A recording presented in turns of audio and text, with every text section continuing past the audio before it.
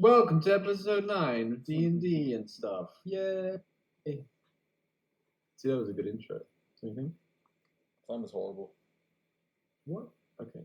Anyway, I'm just going to jump right into it. Previously on Eberron, the group found out that they were the proud winners of the newbie loot hunt and made off with 500 gold.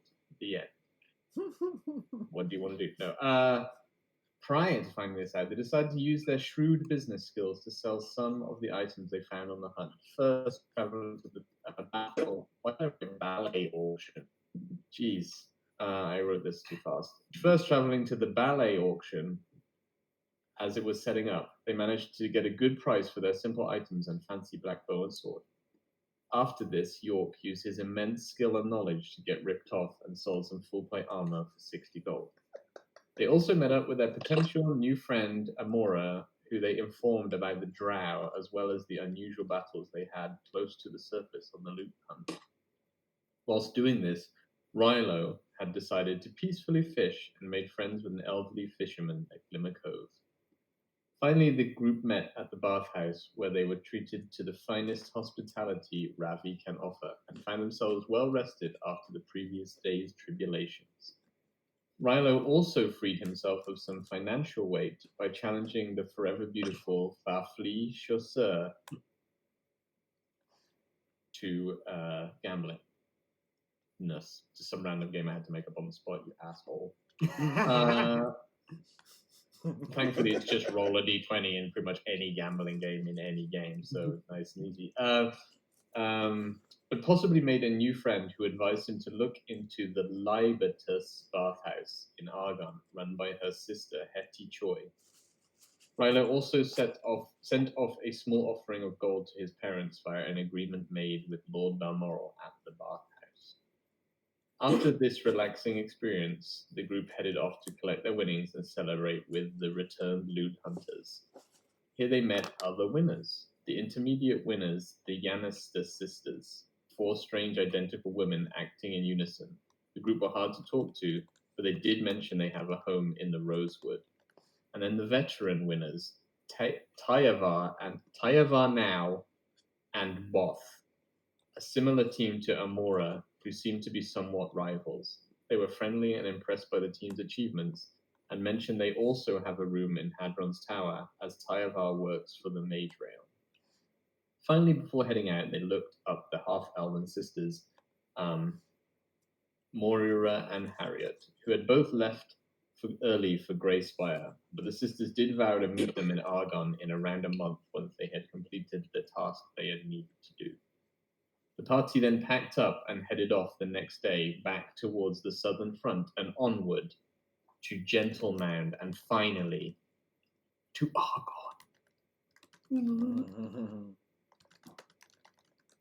All right. What do you guys want to do? You are currently, I mean, it's up to you guys. You can be just strolling out of the town, or you can have been on the road out of the town for like half a day. It's up to whatever you feel like right now. Half a day, right? Half a day. So yeah, you've been strolling it like it's the day. You've been walking through the day, so you're going through the the sort of battlefield area, actually in a very similar direction, but maybe a little north of the wall than last time that you did with the loot hunt. And Balmoral's like super chipper. He's like talking about how exciting it is. And he's saying that he's telling you a story about one of the more experienced groups that he has chartered to make a journey. And he's saying, wait, I need to get the map up. He's saying, yes, well, it was an exceptionally experienced adventurers group, and we sent them out to Creep Night Isle. I don't know if you've heard of it, but very spooky place. It's been a while since they had left, but I trust they will be bringing back some exciting items to sell. And yeah, he's just Creep Night Owl. Right. Yes. It's just off the coast here. Well, not just off the coast, but it's some way off the coast here, but a very dangerous place. Do I know about it? History check. Yay. First hit. I didn't know it was Amazon Day.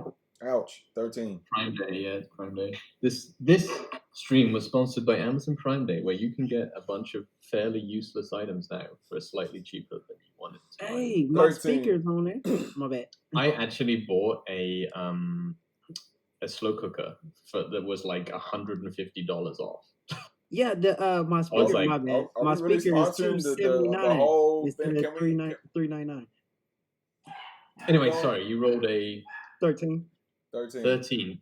You do know Creep Night Isle is something that everybody knows fairly well. Basically, it's so in the sea, which is called I have got too many maps to open. Where's my world map? Under the sea. Where is my world map? Wait, it's back. You said quick And night What's up? owl? You said something else.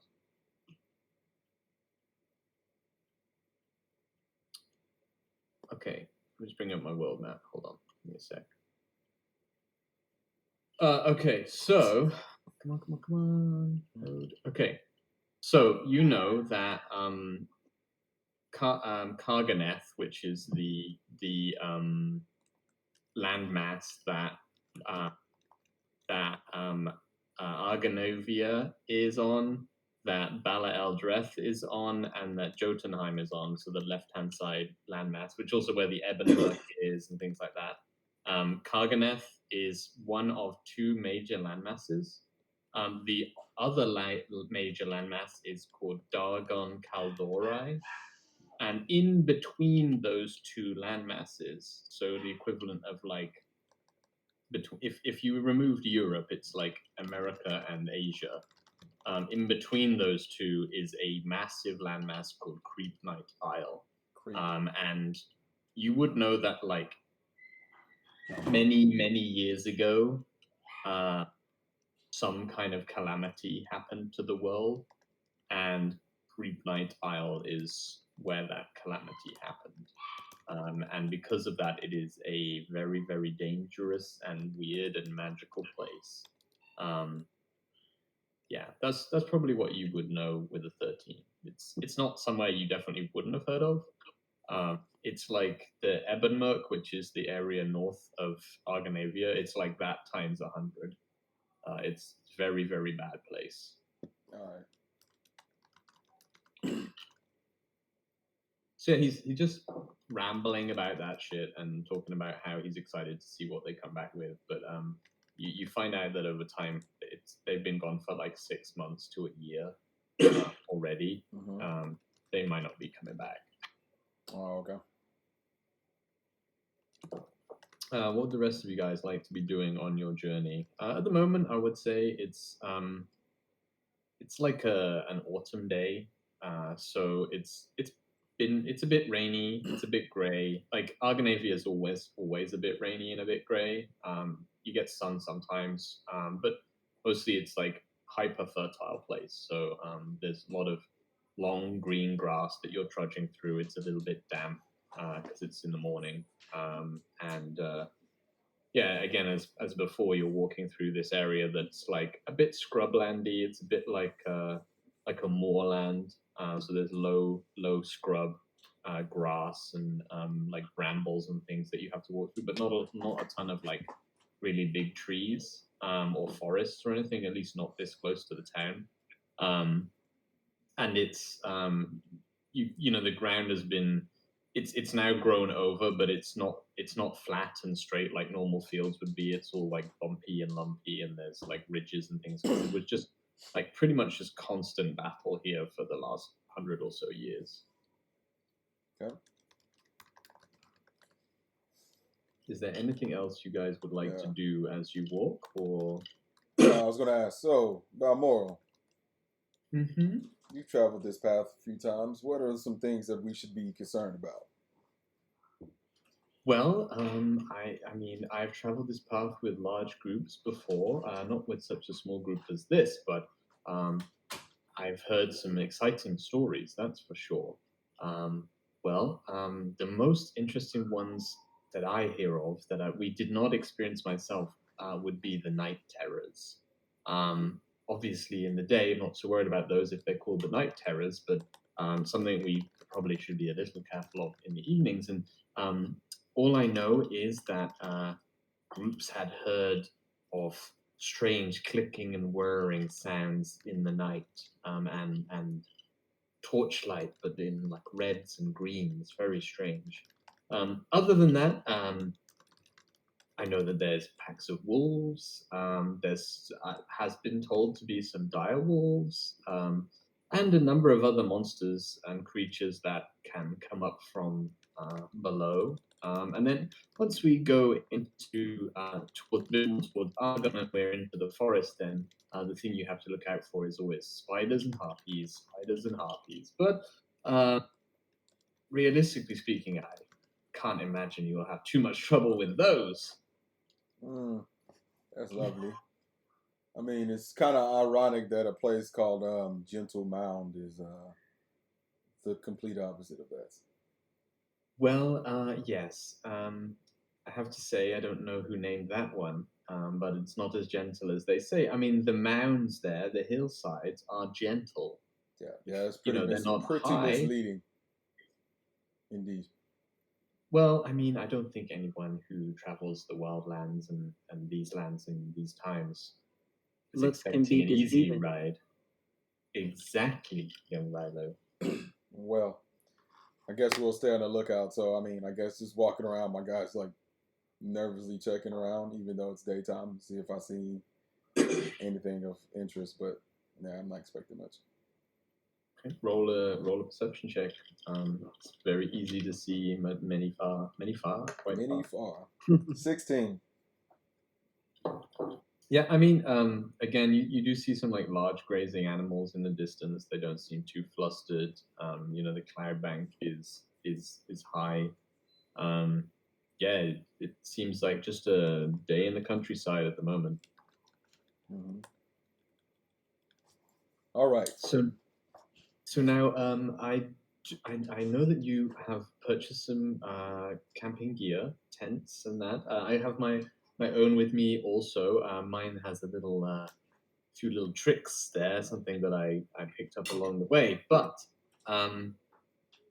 we probably should think about camping. It's probably going to be around 2 days, and then we may be able to stay at the Green Citadel on the way, depending on the current state of affairs. We'll see. And then from then on, there is this small town, I believe, no, maybe a village in between Citadel and Argon. So it's another couple of days, and then a couple more days on to Argon, and we should be there with no time at all. Unless, of course, you want to do anything on the way. I'm fond of a little hunting myself. Obviously, we have rations, but fresh meat is always well received. May I ask a question? Of course. So usually in my travels, I have seen it being better to travel during the night because of night terrors and things like that. You know, because when I went from Silk Home to the academy, I traveled during I traveled during the night instead of the day due to all the terrors. So I'll be alive and awake while things was happening. Do you believe that would be best in this occasion or no? Well, I'm not a tactician, but I would say that keeping a watch at night would be good. Maybe finding some ruins or something like that to camp in would be a good idea. I think there's always I don't really want to come across night terrors, whether during the night or whilst walking or sleeping. Honestly speaking, so I feel like if I stay still and hide in one spot at night, that's the lowest chance. Okay. But if I'm walking at night, I mean, how many of you are? I myself am blind as a bat at night. So any of I think a few of you may be able to see, but I think lights at night are, other than fire. Fire is useful at night. Other than that, it is quite difficult to traverse across here. As you can see, the land is not exactly. Well, Rilo, I think we will be fine even if we lay down during the night. We have a very annoying sword in our possession. I was just giving out suggestions, which is just fine. I was just trying to figure out all our parameters. Yeah, you know how I am. I just like to No, see an no. I escape route. think definitely as a solo traveler, I think traveling at night is a much smarter idea. But as a group, I think it is, unless the group are primarily formed of entities that are adept at night, it is probably simpler for us to find somewhere safe to camp. No, you're absolutely right. I didn't think about that at the moment, but yes, sir, you're right. But obviously, I will follow with your expert advice. No, I believe we should go during the day and camp at night, so we all can be well rested and make sure everything's okay. So you're absolutely right. Fantastic. Oh, that's it. Guess we just keep running into or walking until we get to like a So Zell, place to sit.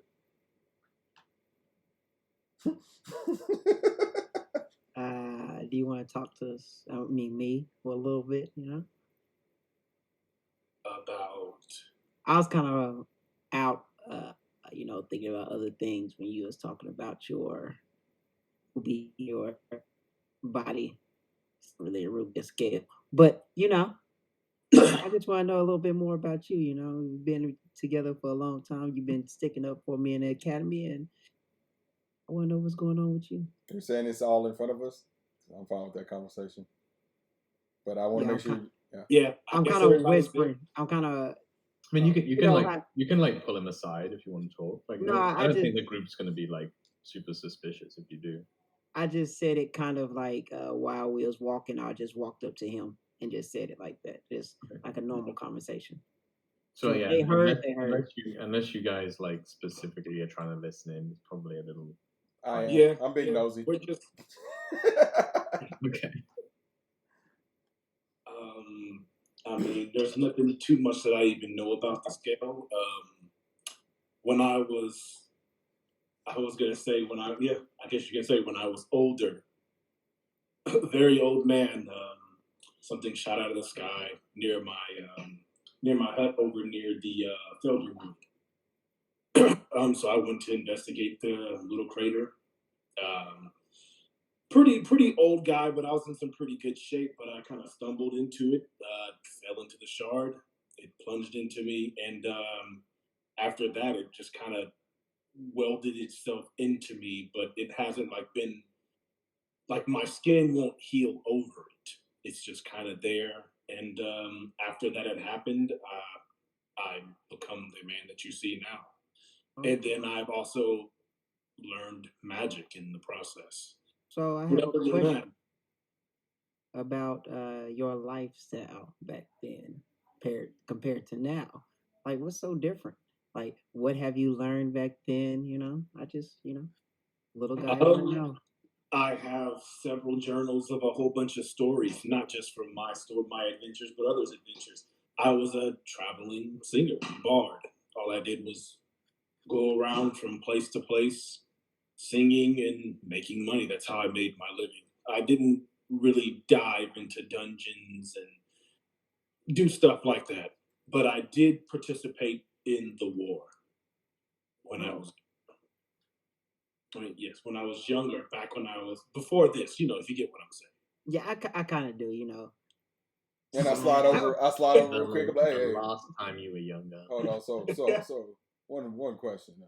Where do you have family? Did they survive? Is anyone here? Or are you solo? As far as I know, I might be your great grandchild. when I was a kid, I was raised in. I guess I was dropped off at the doorstep, is what the sisters told me. But I was raised in the church. Are you ever afraid of accidentally sleeping with a family member?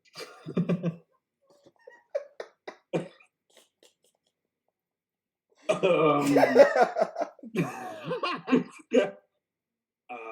I don't know how to answer that question. Wasn't on my mind.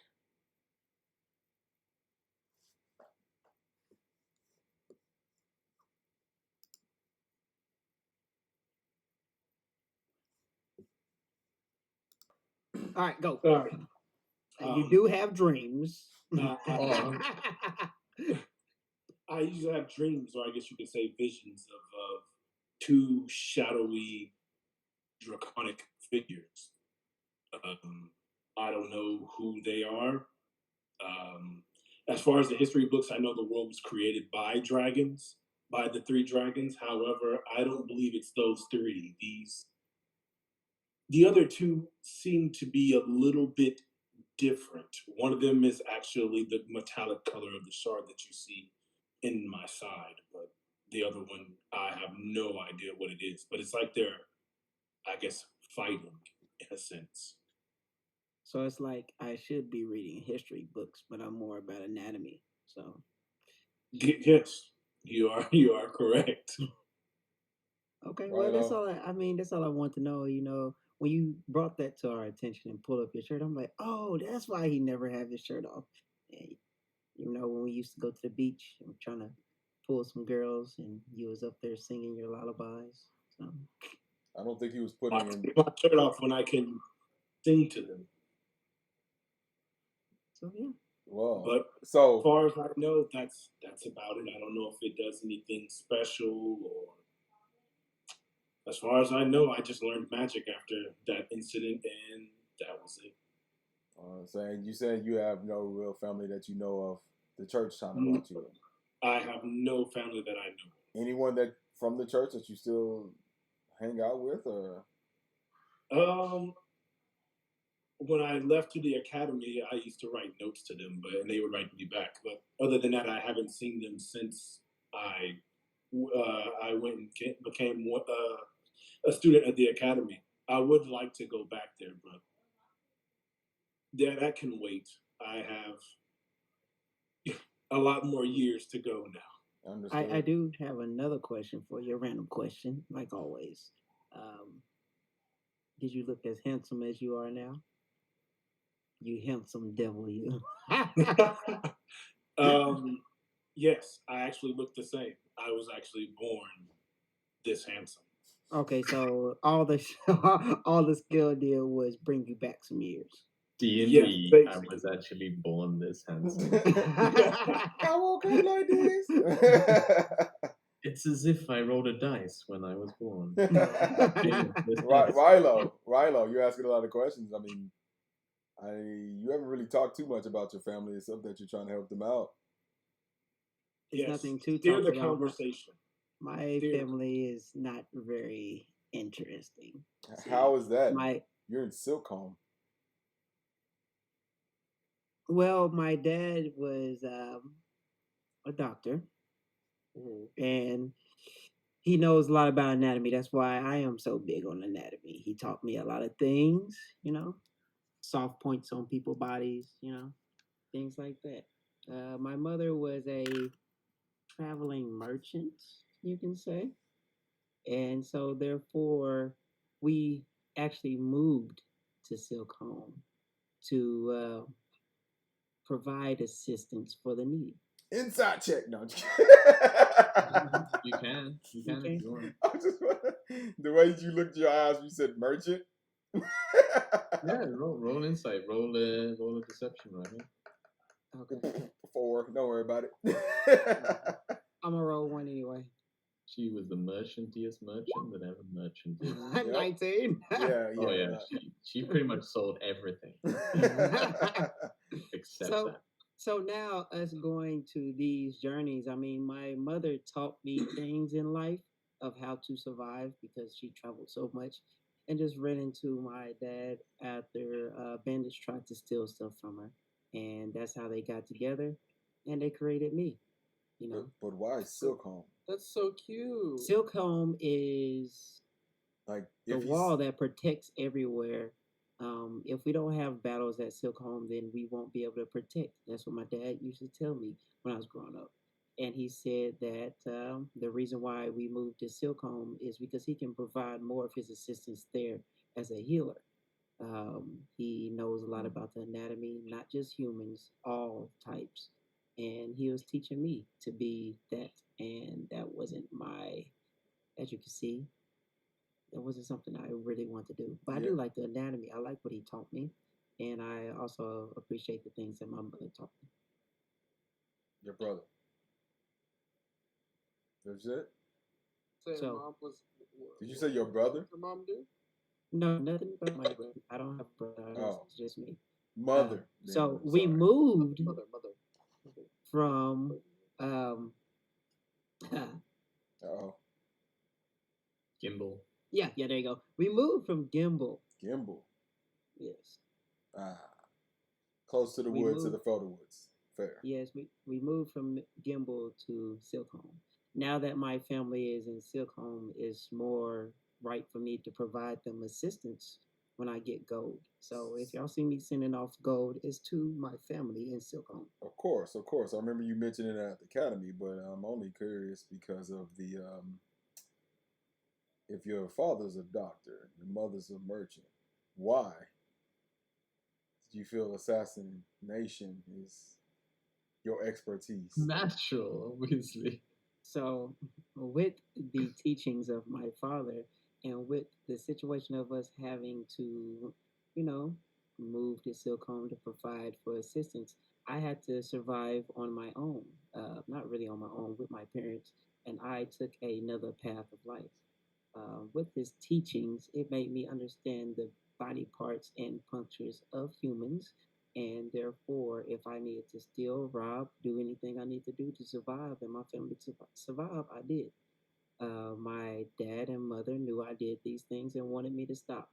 I took their knowledge and I ran like they asked me to do and went to the academy, um, which provided me with a better life. All right, fair. Just curious, just kind of curious on you right now. I mean, I'm more of a heartless person than my family, but really I am not heartless. I dwell on the people that are around me and I protect those that are around me. Usually it's only my family. I had one friend that died when doing what I was doing, stealing, and I don't want that to happen again. understood. So, You've only had one friend, Rilo. well, my mom and dad are my friend too. Wait, what about And us, so man? You know each I other said too long. had. We're talking about my past, not my present. Yeah, but we were friends in the past too. Well, yes. When I got to the academy, I Okay, have met before the y'all. academy. Okay, Yes. I'm just double checking because if we weren't homies and you want to talk about it, we could talk about it right here. Okay. So I do want to express my deepest apologies to the way that I have been acting. Uh, though, if I feel like somebody needs to be gone, I will make sure they're gone. If it's no conversation to be had, I will not have that conversation. That's just how I am. And if y'all want me to stop, you have to tell me before I get that mind frame. I am used to that mind frame, and I will not do that to y'all, but I will do it to protect y'all. I believe you, Rilo. Somebody's cutting up onions. Maybe maybe Oh. a song. Well, how about you, Listo in New York? I want to hear about y'all's adventures. You don't want to hear about rich people's problems. It's kind of just annoying and dull. Just But I still want to basically. hear, and I whip out my little journal. And I go, well, basically, live my life in the bazaar, as you know or may know, or even if you've been or have not been. It's pretty much one of the craziest towns in this continent here. Uh, so much goes on. So many people all over, everywhere, come to travel to the bazaar, mainly because of the Mage Rail. It makes it a lot easier for those even not from um, Argonavia, to visit, trade, hang out. And so my parents made a lifestyle being great uh, entertainers within the bazaar. They before me, they traveled already together as a band of other performers, circus acts and charlatans and other groups, and they felt that they didn't want to be on the road anymore, and they wanted to pretty much lay down a foundation here at the bazaar, because they started getting very known for the acts that they were doing together, um, and the shows that they were promote and pitch. And because magic is everywhere, they specialize in making sure the show was tailored more so towards individuals, their ideas of what would make a great life for them, and give them those type of feelings through the acts and performances that my parents would work on. So my mother, she created a lot of the contraptions that my father used in order to put on the show. They worked hand in hand, which honestly means there were shows every day. I was bored as shit. I couldn't do anything, but pretty much watch show after show and be left alone when my parents are entertaining the masses and the major people in the world, the kings and queens, the princes, etc. So I just kind of stayed home, did nothing, helped out with the show when I could with my mother. I just didn't really want that lifestyle. Really wanted more than that. Did they approve of you going to the academy? They're my parents are very nice when it comes to things I want to do. They are very supportive. It's just I think they were a little disappointed in me not wanting to be a part of the show, but they respected my wishes and felt that it was good for me to leave out and actually get some friends. I was homeschooled. I was stayed at home. It's my protection, for a rich family. I will go to these horrible, boring, weak balls that they want to go to with these extremely big names and everybody just kissing each other's ass, those type of issues and shows. I mean, I did get a few friends from the other circus acts around that I'll get to talk to, but they don't really last that long. They kind of make a show, hang out for a while, travel, come back. So, yeah, just kind of being stuck at the house and wanted to actually branch out and read a whole bunch of books and learn a whole bunch of things, but I wanted the experience. And what about you, York? Boot camp or the academy was my choice. And I ain't no boot liquor. So, I thought the academy would be a better, more fruitful opportunity to explore the world a little bit more outside Career Spire. Plus, I didn't want to have to deal with my older sister and her shenanigans. So, otherwise, lived a pretty boring life, dude. Same thing. Wake up, eat, lift, smash, dummies, and then eat again, sleep, repeat, and occasionally have to do some stuff around the Silver Flame, church duties and shit like that. See, I am going to be honest, and my honesty sometimes is rude, but Lay it on me. y'all both, York and Listo, had it, money, things like that. So why? What made y'all leave those things to do something like this? That's what I said. You don't really want to hear about rich life. It sounds great. It sounds phenomenal. Yes, like we got to see amazing places, try out amazing things, but at the same time, like so lonely. Like if it wasn't for sourcing, I wouldn't have made it. And sourcing was the only reason why I learned anything. I was taught anything. I was able to even enjoy my life. It was besides that I couldn't go anywhere, couldn't meet anybody, I couldn't experience life. Like you're stuck in technically that castle, looking out at the world. Like it sounds great, sounds amazing, right?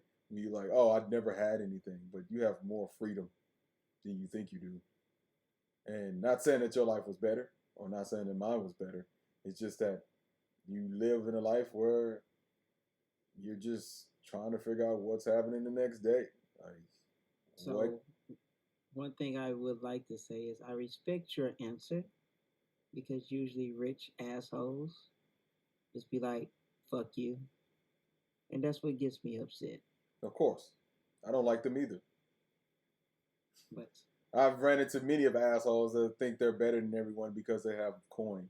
And at least my parents we did teach me better than that. we have talked about our issues or our life things. What about you, sir? What, Me? Mr. Balmoral? No, Moral. Balmoral. That's what's up. More. Sorry, I was humming a tune in my head there. What would you like to know about me? How can I help? Were you raised into this or did you build this on your own? This establishment. We're doing this. Yes, Balmoral is my name. I like long walks on the beach. And no, my father made most of this beginning of this business himself for 20 or so years as a trader. But I just, so I don't know, like we didn't have money, if that's what you mean. No, uh, we've only had money for maybe 5 years. And by we, I mainly mean me. My father passed away, unfortunately, but took over the business, the family business, and grew it rapidly. I had some ideas. I wanted a bit more excitement, maybe just a young person excited about uh, finding exciting things in the world. And we had a few lucky strikes early on and was able to ascend quite quickly in the society in Argon, and in doing so made some good friends, some a few enemies, I guess, along the way. But realistically speaking, yes, when I was a child, it was single bedroom, single room, rule, the usual, 4 people stuff. That's what I did. Very I do boring. I do have some questions, if you don't mind asking. You don't have to answer. I'll do my Though best. I am interested because honestly, after all these travels, after I get my family out of Silk Home as well, I would like to Mhm. do an establishment like the bathhouse and Ah, in a okay. sense trading as well. So my question to you is, um, do things like what happened on our travels happen a lot in your line of work? Uh, he like looks around a little bit. He's like, as in murdering nobles? Yes. No, that doesn't happen a lot. No. So, Um, so that was the first. That was the first. I don't know how we managed to get out of that one, but not going to lie, I don't blame you guys for that. Actually, I would have, if I had the ability, done the same. I probably would have just given them money to go away. But if I was able, then I would show them a thing or two. Also, maybe not kill them, but no, that doesn't happen a lot. I mean, like creatures, monsters. A lot of the people that I hire, unfortunately, meet gruesome ends to various different monsters, necromancers, like that. But not to me, not very often. No, I mean, once I get back to Argon, I don't think I'll be traveling for a while, apart from to the bazaar along the main roads. But this has been exciting, I would say. But I want to focus on the business side. Leave the adventuring to the adventurers. so the reason why I asked this question is because don't you dabble in the black market? Uh, no. Can I inside you? I was gonna do the same. You can if you want, if you need to. Yeah, no. Well, if you said it like that, then my guy already know. Yeah, so, Like we're by ourselves. It's okay, yeah. Balmoral. No, the reason why I asked is because I know that if you dabble in that instance, that a lot of things can come to you. A lot of people can be aggravated and irritated with you. And so I ask so we can be prepared for I anything in the see. Okay. Well, look, I like to sell to the highest bidder, and sometimes the highest bidder is less than reputable. And in my mind, the highest bidder should deserve the item. Okay. I have never sold anything. I've never misled anybody into what I am selling. I have never tricked anybody, so I can't imagine that I would be on any kind of hit list or anything like that. So If that's what you all in all, that backpack would have helped you out a lot.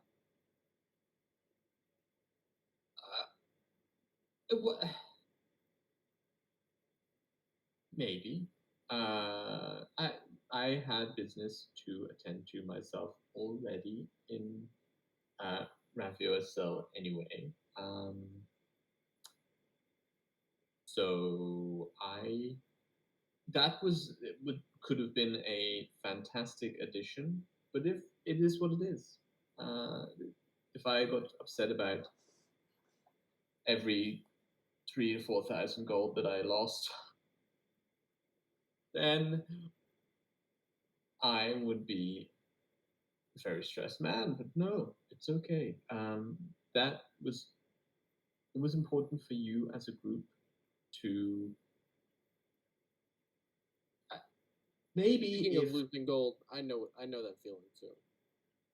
it's Especially gold, easy recently. come, easy go. Exactly. You know, So sometimes so what do we as a group need to be looking for, say, waving our flag or, supporting you in your business? What should we be ready for? Honestly speaking, for my business, what I need is the items to trade. If your services are in finding those items, then fantastic. If they are in helping me transport those items, fantastic. Other than that, if I can't, I can't imagine. I think it's more likely you are going to get me into trouble than the other way around. So Yes, and I agree with your statement. I believe we will if we don't know what's happening. The reason why I'm asking these questions, I don't know why I'm asking these questions, but the reason why I'm asking these questions is because we as a group will be delivering items, probably say for the black market, maybe not, for the people that is the highest bidder. And providing them with the items, say that we're taking the items to them, mhm. could cause a problem. That In never what way? happened. Uh, Like we don't come back, but we send the items.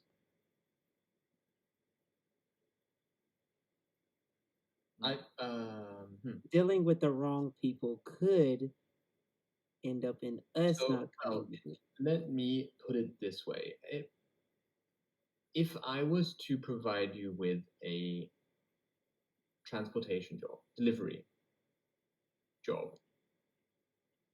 would it be helpful? Well, I can tell it would be helpful for me to tell you whether the person that I would be asking this item to be sent to, and honestly speaking, I would do this anyway because the level of tact is required depends on who you're sending to. If the item is being purchased by um, the high water mages, for example, then there is no need for any clandestine proceedings. Uh, uh, He ran into the woods. you just had to be, I had to go. like, Whoa, wait a minute. you rolled an exceptional stealth check right there. Yep. I heard you. Keep going. Okay. However, if I were to be sending you to a person of, let's say, questionable background, then I will inform you of this, and you may turn down the delivery request if you feel like I know that you. Well, I haven't been able to quite place your moral standing. So I would say it seems like I could send you to deliver to anybody, and you would do the job as requested. But if you advise me not to send you to people who are maybe more questionable, then I will just send that with a different group. That Okay. being said, people who buy on the black market are not. Most of the time, you don't know who is actually buying the item. It would be a broker of some kind. So I tend, if I were to know, for example, that someone particularly bad was buying an item, I probably wouldn't sell it. I have my own scruples, obviously. So does that help? Does that answer the question? Last question, and I'll leave you alone today. Have you ever had someone not come back From a delivery? all the time. Okay, that's all I need to know. Well, a delivery, not often a delivery. No. Cash transfer, probably.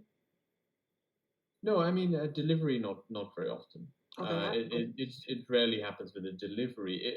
Normally, it is with the groups that are retrieving items from dungeons or mysterious artifacts. Those are the groups that don't come back. Okay. All right. Really speaking. I apologize, everybody. I just have Guys, questions. should we be I have setting up questions. camp here soon? And also, while we're walking and we're about Moral, are the other two with us too? No, No, they were not there anymore. no, they left early, and Oh, we left later. Yep. okay. Remember when we went to the bathhouse? It's only us and Balmoral because they already had left. Yep. Look at the time. Yes, and he's like pretty eager to change the conversation a little bit at this point. Yes, we definitely should think about finding a good place to set up camp. I will leave that to your skills, but let me know if I can help.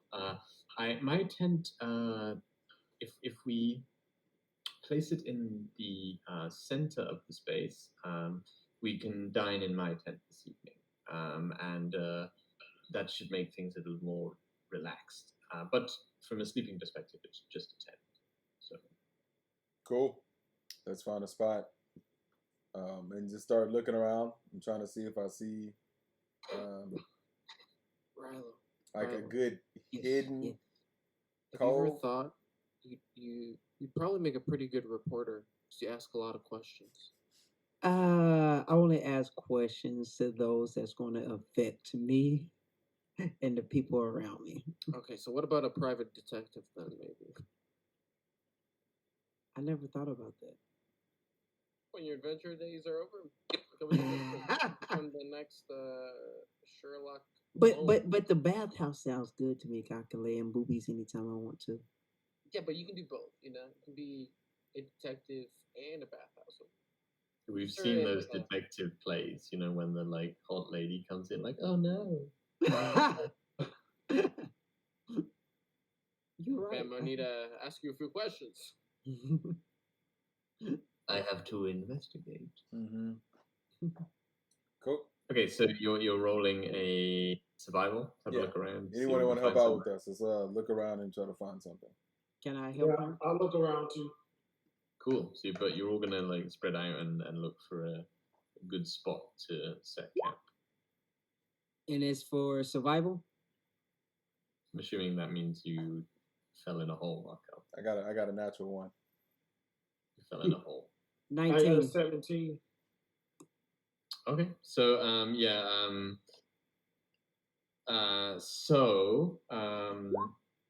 Listo,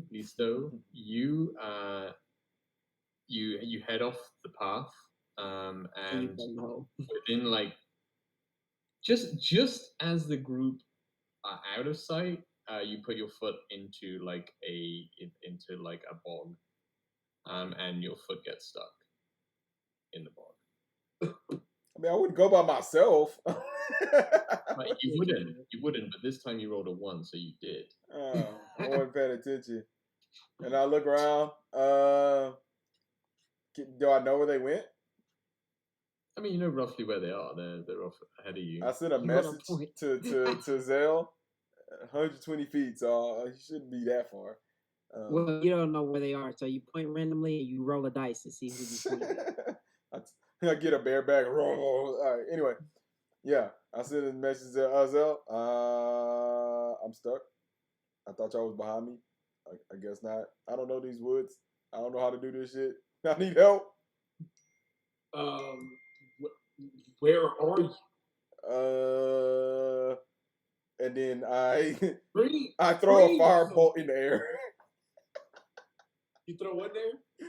A firebolt, knowing I probably shouldn't, but You see like literally it's like 30 feet away from you just in the woods slightly. Guys, we need to go get Lee. So he got stuck in a bog. I'm not by y'all, so I don't hear that. He got stuck in a what? my leg is stuck. Just follow me, York. And You realize you can actually just hear him. He's not messaging you. He's just I'm stuck. I'm stuck. In the meantime, Rilo, you find like an old like broken down house, like a barn house that is off to the side. That seems a little bit drier. And you do a quick scout around, and it seems like there isn't any particular animal tracks or anything that is there. And you think, I hope this might not be too bad to set up here. If it rains at night, which it regularly does, this is going to give you a little bit more cover. All right, so I'm walking back to the group to tell them, hey, guys, you got your foot stuck? Yeah, you see me cleaning my leg off right now. Did you step in some doo-doo? No, it was just mud. All right. Okay. Well, I found a spot over here. It's like a log spot, lodge. That's what was there. There's no tracks around there, and I feel like that's the best place for us to go tonight. All right. Let's do it. All right. Balmoral, do you have any suggestions, or are you good with it? No, sounds fantastic. I will begin setting up my tent, and he just like unfolds his tent and like and it like and it just like falls on the ground. He's like, "Well, there you go. Give me 30 minutes, and dinner will be served." Thank And you. Okay, it's like quite a small tent. You're like, okay, he just like goes into the tent. Well, tonight I will be the first watch. I would like to be the first watch with anybody who want to watch with me, but I want to be the first watch. I'll watch with you. Cool. So yeah, like after a half hour, you like, and you've got all your tents set up in the area. You like peek into Balmoral's tent, and you look in, and it's like a much bigger space inside. And there's like a table, like a picnic table set up, and a small but quite nice bed to the side of it. And on the picnic table, there's like some cured meats and food and some fresh beer in tankards around it. He's like, "Oh, come, let's eat, enjoy this." Is a little item I picked up along my travels in the past, but it's very helpful with these kind of evenings. But it looks like it won't rain this evening, which is nice. Eat up. And he like gestures to. And so, what is this space that we found to camp in? It's like a slightly rundown like barn building. Okay. Like it's clearly like deserted and damaged, but it's not completely in the open. Okay. Cool. Why is this this space your tent? It seems larger than inside. What is this item called? This. Oh, it's just a normal tent, but had a friend of mine in Argonne add a interesting charm to it, which allows us to have a larger space on the inside. I might need to acquire one of these one day. Mm-hmm. You can buy them actually in Argonne. They're quite expensive though, but they are available. They're rare, but not too bad for your journeys for sure. So I I'm have reading heard to of them. some mages who are able to cast spells that allow them to create huge mansions and things like that. So maybe you won't need this in the future. Nice. I might need to look into that actually. That'd be great. Very good. Okay, well, eat up, everybody, and we will begin watches this evening, I assume. Yep. Supposed to be starting with Rilo and Zell. I don't know who wants to take the middle watch and the last watch, but it doesn't matter to me. Cool. Okay, so you guys take watches for the evening.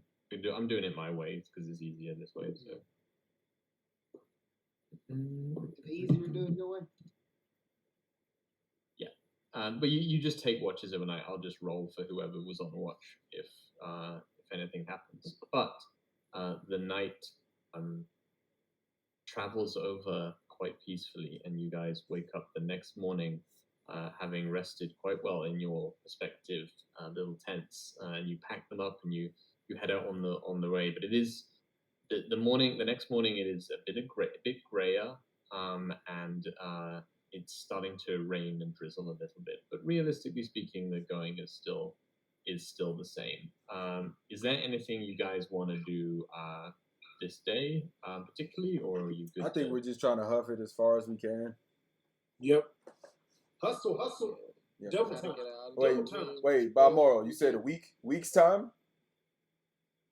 Yes, I believe tomorrow sometime we should be able to get to the Green Citadel, and then after that it will be 3-ish days to Argon. From there. Cool. Well, Excellent. then Let's let's go. go. Armero, Bag on. Yes. what is your most troubling group that you have to deal with? You mean apart from the group that murdered a noble's son? I mean, outside of your group, like the people that you sell to, which one is the most Oh, troubling? that I sell to. Yes. Well, the troubling ones I don't know too well. And honestly speaking, selling to nobles is the worst. They take forever to pay. They think they've got all the money, but suddenly it disappears before it gets to you. So I would say that the most annoying for me are the noble groups in Argon. So, to you, we are the worst. Well, from the point of view, it's definitely the most exciting, that's for sure. But I also don't travel with some of my more highly paid groups. So, but I don't think they kill noble people. So we never done that. Never. Exactly. Kill nobles who would do such a thing. Nope. Exactly. Not us. Even asshole elfin nobles. But who knows? Anyway, let's be off. And you guys head off. You trudge through the day. Nothing too spectacular happens. But you actually do come across a couple of like travelers on the way. Both groups of travelers are from the Green Citadel, so they're monks of the Green Citadel, and they are out hunting most of the time. And you come across them a little bit sooner, like a little bit like towards the end of the evening, and you camp down for the next evening. I'm gonna quickly roll. I'm rolling so bad I need to switch dice. Okay, so nothing happens that evening either because I didn't roll above a 10. Yeah, and so the next day you pack up and you head off, and actually now it's starting to get like a bit rainy. The clouds are actually pulling over pretty hardcore ahead, and you walk probably about 4 or 5 hours through the morning until ahead of you you see this massive building. Well, it's not even a building; it's like a huge space ahead of you in the open. Basically, it's just this gigantic, like looks like a military citadel through a tree line in the distance. You're basically in this like sea of green that is the landscape around you, and ahead of you is this like looming gray like building. Balmoral points out, this is the monks of the Green Citadel. Here, this is the Green Citadel, and you're like, green? Yeah, sure. Does it mean green because it's in the woods? Oh, no. If you went inside, you'd know why. Inside, it is lush and green. There's farmland within those walls, but they're very touchy about entering, exiting the building. It may make sense for us to camp outside this evening, but we can always see if we could enter. Why wouldn't they allow us in? We did save one of their people before. That is It true. did go okay. What was the guy's name? He was some kind of he was a bear Bugbear. goblin, right? Glenn Sanderfield? Was it Glenn? He was a bear, he was a bugbear. Yes, No, he I'm talking about the other guy that we met from the Green City. One of the monks we met. Yes, Yeah, but the we one that I saved we missed. saved one and brought him to Riviestel. Rather, So, He was the drunkard. yes, and then I talked to one of the guys, which you just named. So they might give us passage. yeah. Brindle was the name of the bugbear. Rilo, I don't think you remember that you gave him hell. Who? The guy you spoke at the academy. I did not give him. No, not at the academy. I said the one that we talked to in the town. Oh, okay. He gave us okay and clearance to talk to other people True. if needed because I gave him coin, the coin pouch. Okay. Okay. So what do you guys want to do? You just gonna head up to the Citadel itself? Yep. Okay, so you walk up to the front of the Citadel itself, and like looming ahead of you is this just giant gate, it's like a castle wall basically, and on the castle wall,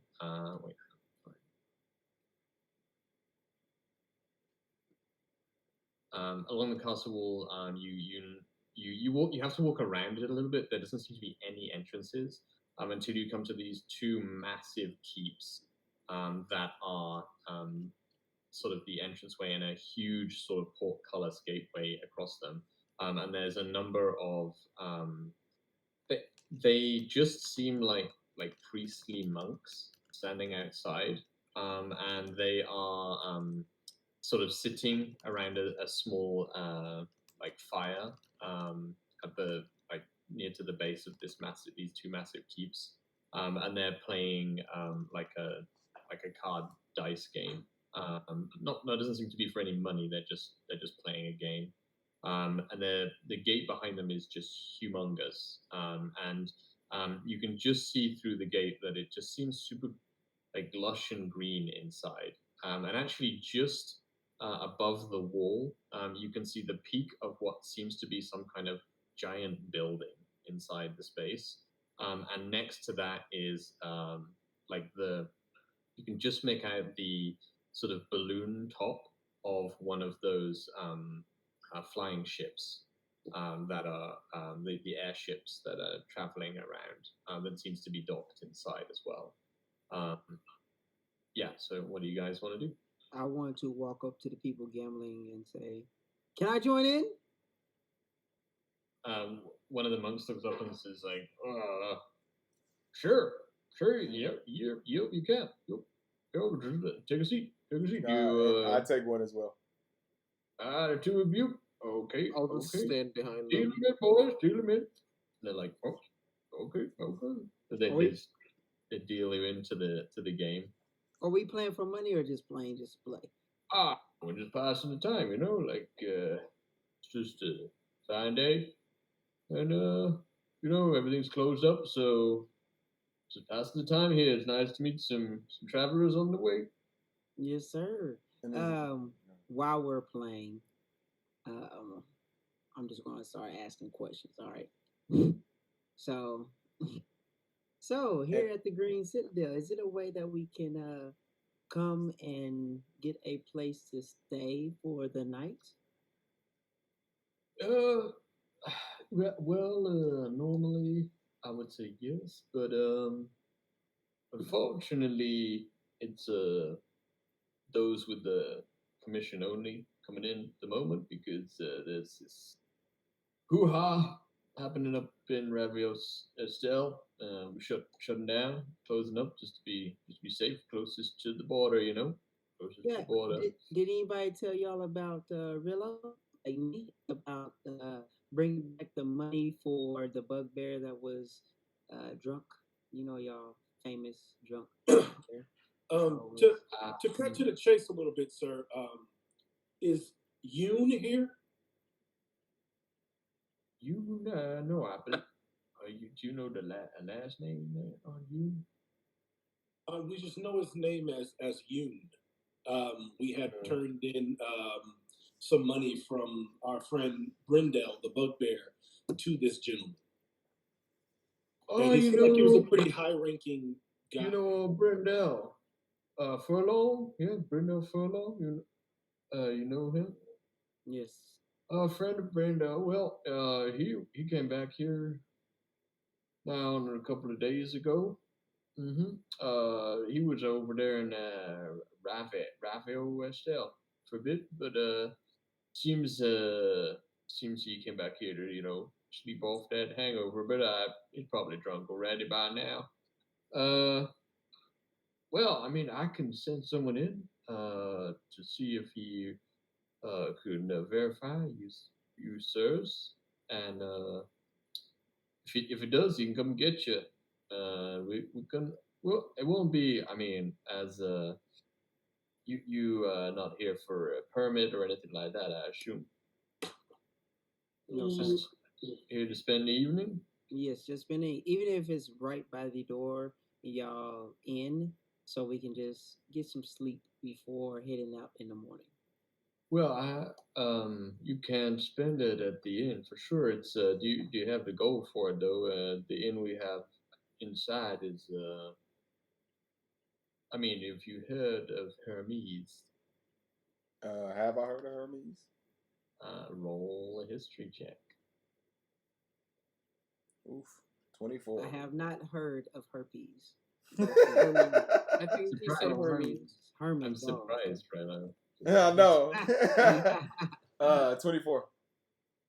You have indeed heard of Hermes. Hermes is the one and only Hermes is the inn in the Citadel, and it is uh, the equivalent of a three Michelin star restaurant um, in this land, and it is run by a famous orc chef known as Gustave Hermes.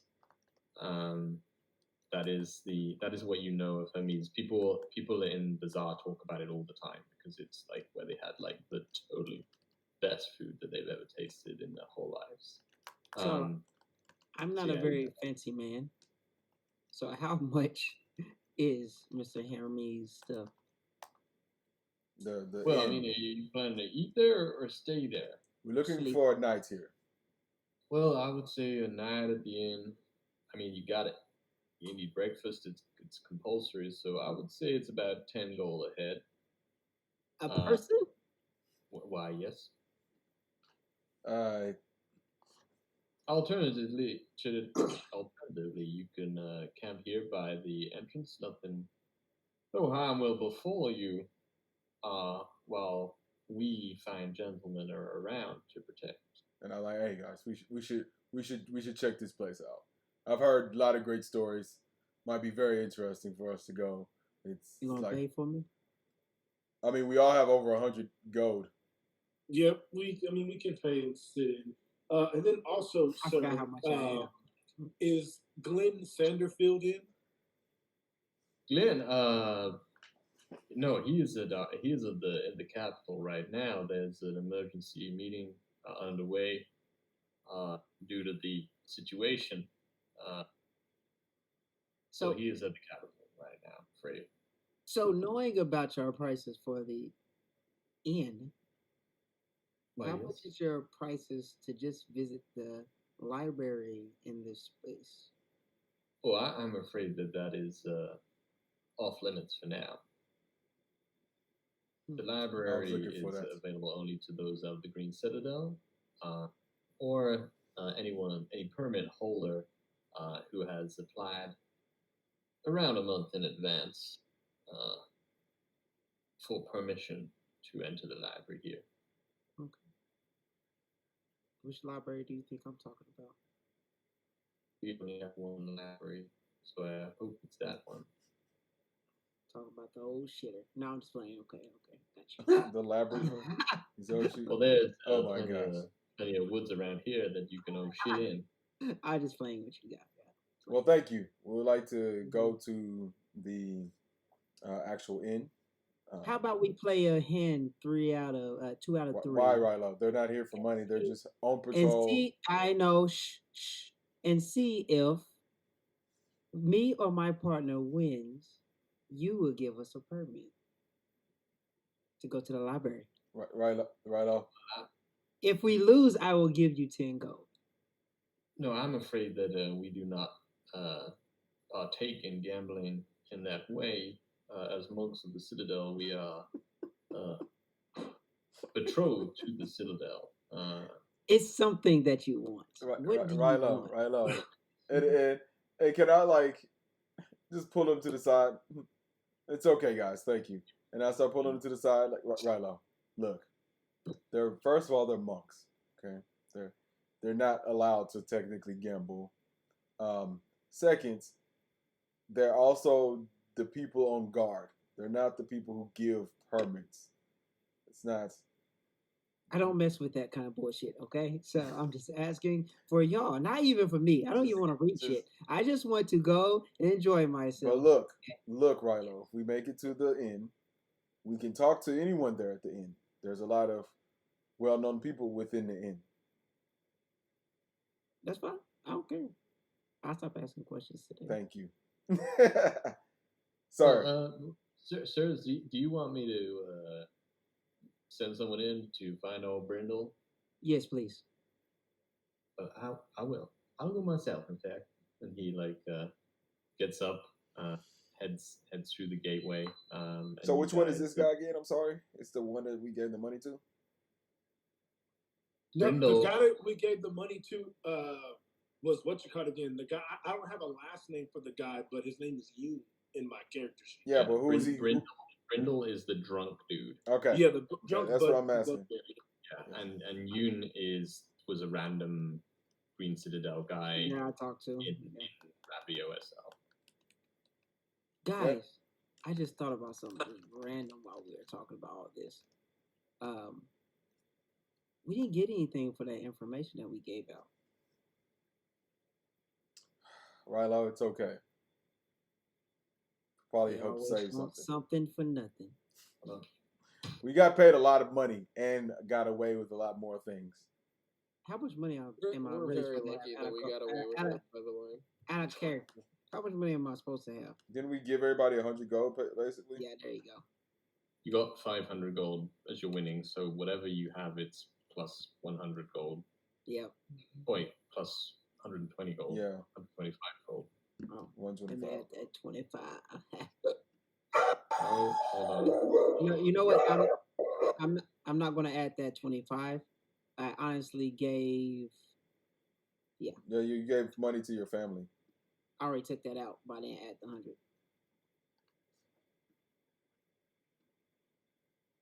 Cool. So yes, we should be able to. Plus, this might be a great place for us.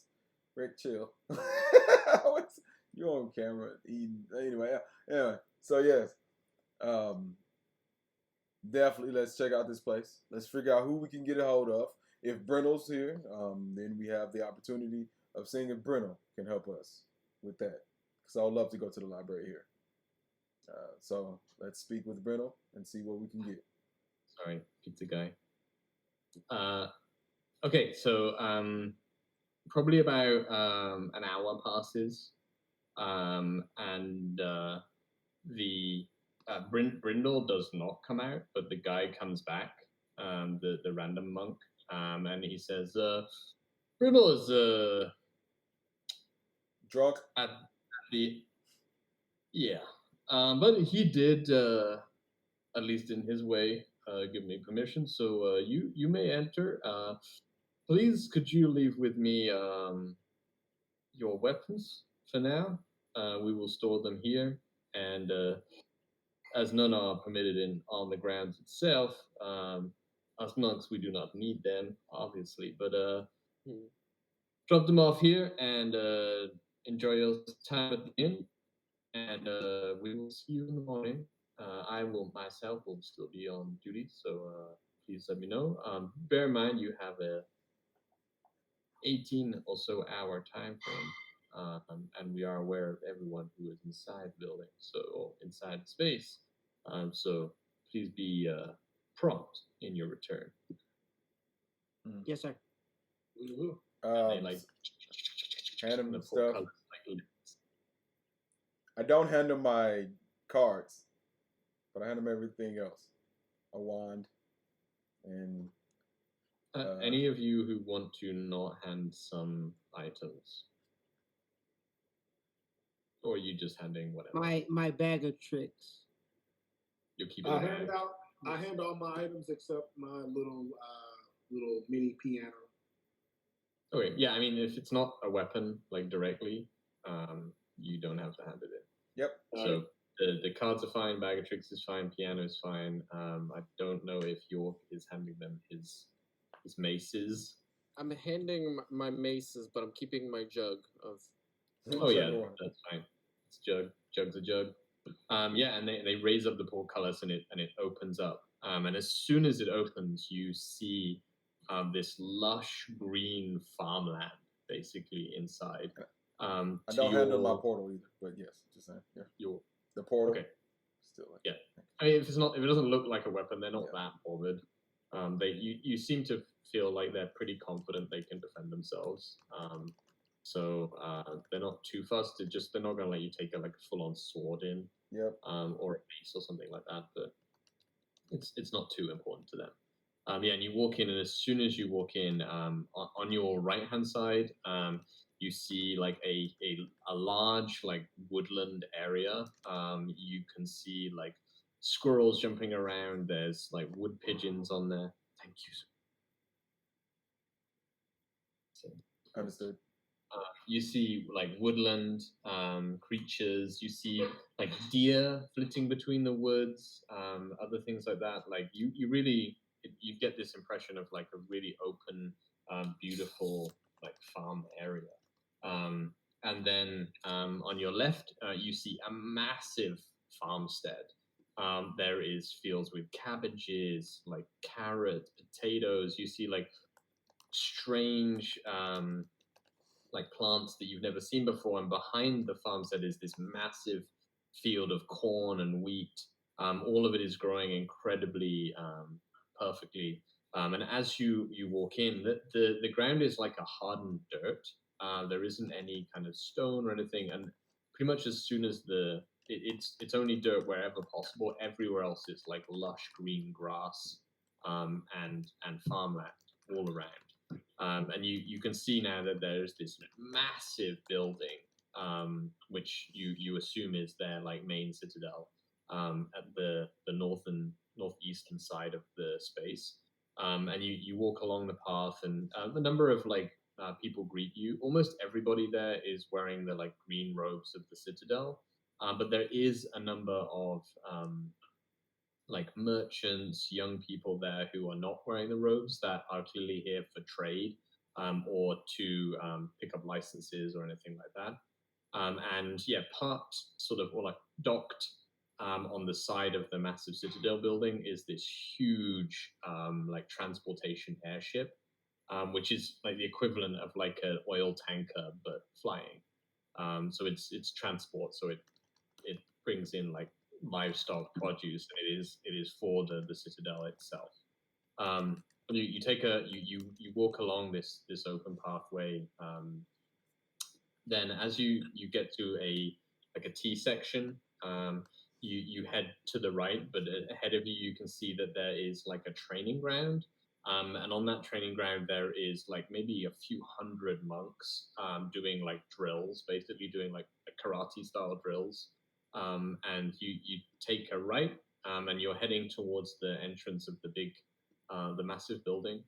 And just near to the entrance, you see there is like a modest-sized inn that is very, very high quality. And across the top, scrawled in like italic writing, is Hermes, the inn itself. And you head in towards the inn main, basically speaking.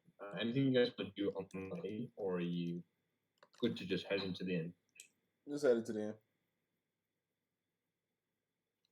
Cool. So you open up the doors of this inn, and it's definitely unlike any inn you've been in before. It's got a mahogany wooden floor and groups of tables that will mainly only sit 4 people. They're all round, and there is a number of very quiet waiters waiting at those tables. There's only a few diners at the moment because, generally speaking, the whole area is kind of closed off right now. But you see that behind, sort of at the back of the inn, there is a massive open kitchen space.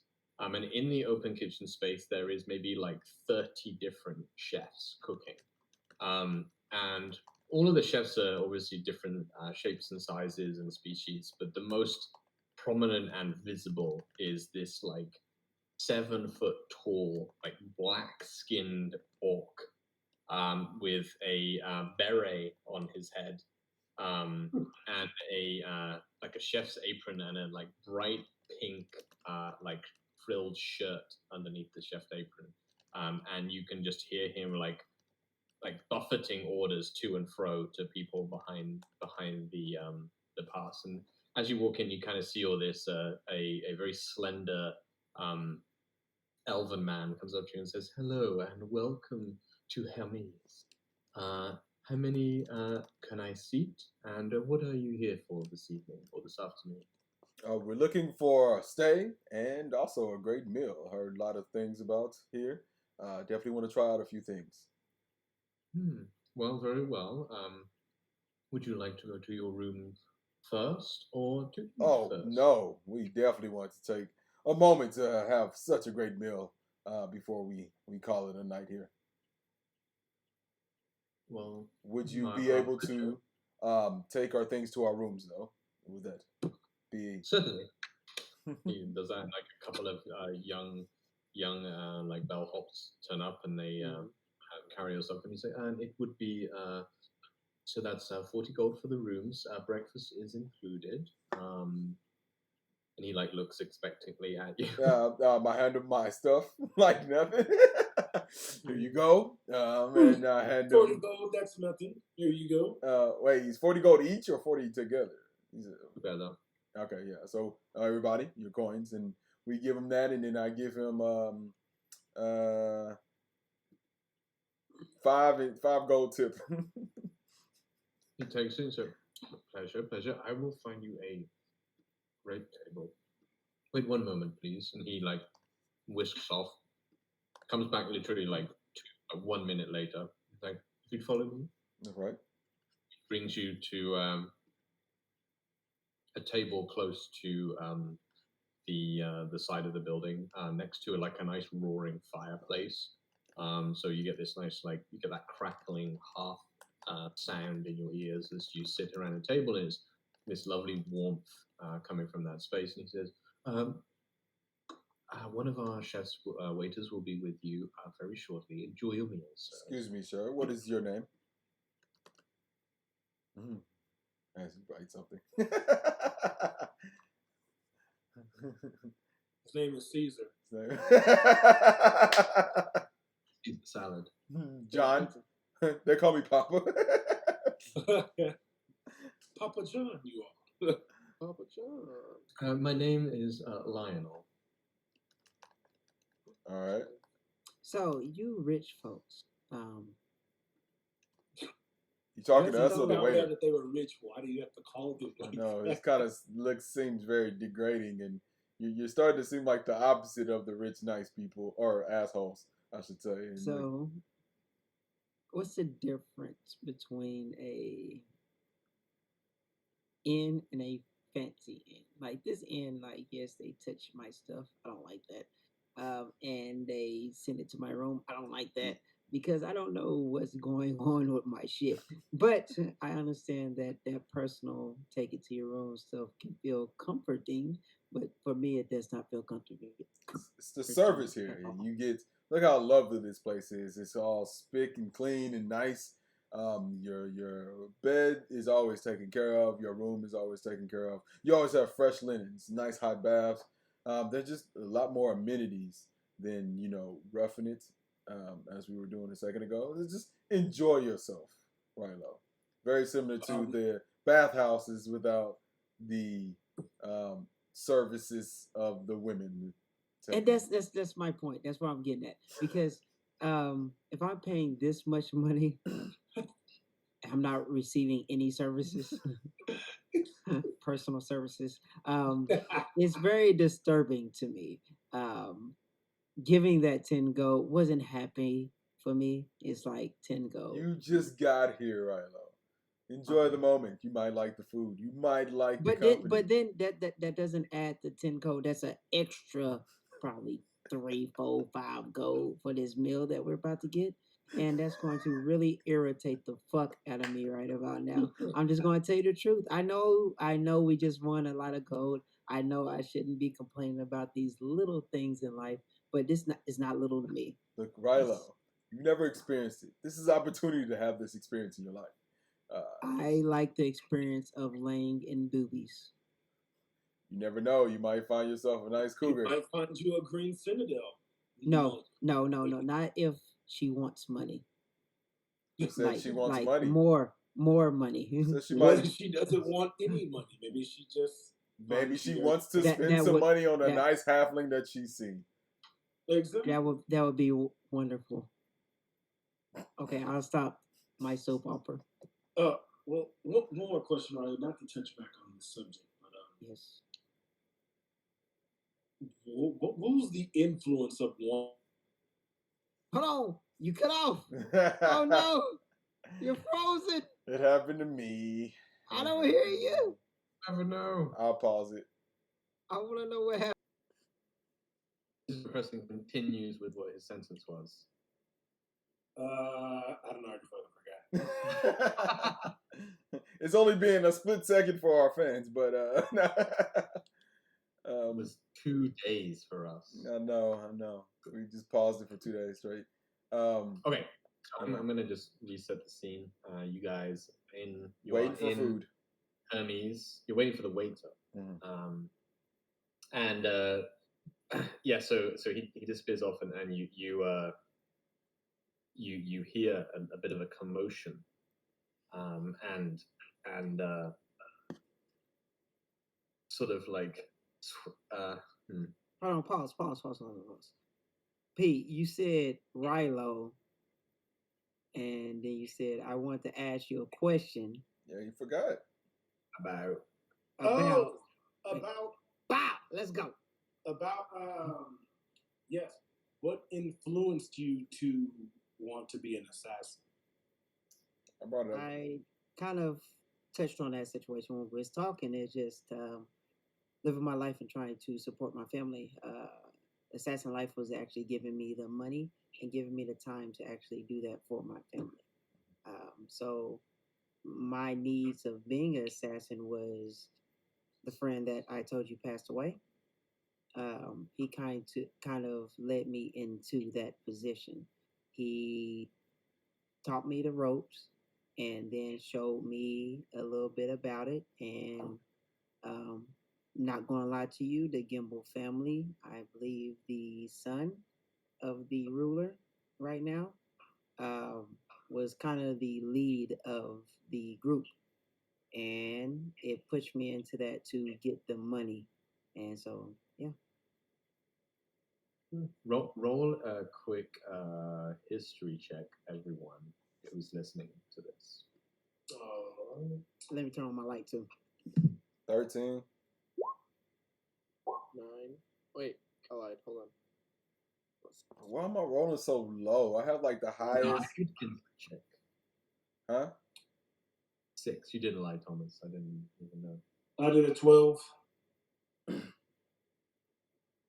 have the What'd you highest get, history check, I but it's still got real low. 12. 13. plus 12. 3. 12. Okay. I would say all of you guys know where Gimbal is. And in your mindset, Gimbal is like a really happy-go-lucky town of halfling people, where they basically sell horses and farm and stuff. So hearing Rilo talk about anything underhand coming from Gimbal is very strange. Go. Gimbal's like, in your minds, it's like Hobbiton. You know, like it's literally like the Shire. Mm-hmm. So assassins in the Shire, like even from the Shire, that makes no sense. Mm-hmm. But whilst you're talking, you hear a commotion, and barreling towards your table is a giant, dark-skinned, full orc in with a little beret on, and he rushes up to your table as if a barbarian on a warpath, and he says, "Hello, my name is Gustav, and welcome to Hermes. What can I do for you, this young man here? I do believe I have not seen you before. Yep. What can Gustav do for you all?" And like you could see the waiter behind is like, The funniest shit was to be picturing the big ass orc talking like that. That's why. That's why. yeah, His tusk in the way. huge. He's not just like a big orc. He's a fucking massive orc. Like even for an orc, he's big. I was like, Gustav, said, wow. this is the great Gustav that we've heard so much about. And I reach out my hand and give him a handshake. Wow. He like takes your hand like as if to kiss it, but still shakes it in a weird way in his giant hand, and he's like, "Oh, you flatter me. I am Gustav. Yes, this is my restaurant, and I hope that you have a fantastic time here." And I say, man." thank you, sir. Definitely. It's been a great travel. We've all came from the academy. We're just trying to learn more about the land and more adventurers. But my parents have talked a lot about this place and very interested in the space here. Your parents, I think your face it is very familiar. And I You look say, a lot like your mother. Is that correct? and I said, the Enthralis. And I take a bow and give it to him. I believe I have cooked for a number of their shows over in the. How's they doing? They are doing amazing. I've never been here. This is actually my first time. And Oh, your first time here? Well, we will make it very special. thank you, sir. We will do everything for you. We will serenade you. And he like clicks and like violinist like like runs over from another table and like starts like playing a little like violin. And I will give you a platter of the most fantastic food you have ever tasted, all homegrown here from the citadel. Thank you, sir. What you and your friends, your lovely friends here, what would you like to eat? The menu today is very simple. We have meat of any type you would like. The most delicious, most fantastic lobster is in today, straight from Argon. Other than that, I would recommend the veal or the lamb. If you are not a meat eater, then I do a fantastic potato salad with a twist. All right. Other than that, you tell me what you would like to eat, and and my team will make it for you. However, the course of the meal, I would like to say 5 gold each for the meal. All right. As long as that is okay, then And we will happily serve you tonight. If I- you are interested and want to, you seem young, so if you are maybe your first time, I will give you the meal for 4 gold, unless you would like the tasting platter, which would be 3 gold. I will take the best meal that you can give us. And I go and I give him 20 gold because I see Rilo's face.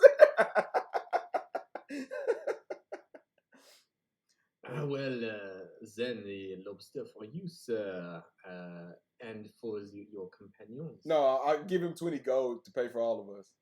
You would like to pay for a banquet? Yeah, for the 4 of us or 5 of us actually. Yes. I just want some lamb. The banquet will have everything that you want. I will get right to it. Thank you. And he like prays and like bows his head, and at the same time he like backs away, like and heads and rushes off to the, and you hear like pots flying, and like he's like, hey, I lose like, I people lose start, 25 like, gold rushing there. around behind the stage. I lose Behind 25 gold for the team, but I'm like, all right, can one of y'all get... Rilo, I must say that was very good self-control. Thank you. Good self-control. Look, I felt that it was a need for me to be quiet at this moment. He said, enjoy the moment, and I almost had a heart attack. Look, Rilo, I got your meal. You're okay. If you guys could help me know out. the best Hold on. lamb that Could I you guys had help in me life? out with the tip, though? Please. Like, that's all I ask He for. gets a tip too. You know the best lamb I had was in Silkholm. Best lamb. Is your mother made it for you? Yeah. Exactly, yes. Mom's food is always great. But you're here, and you don't have mother's food, so you can have the next best thing. So how much the tip supposed to be? I paid 20. Everybody quickly roll a perception check.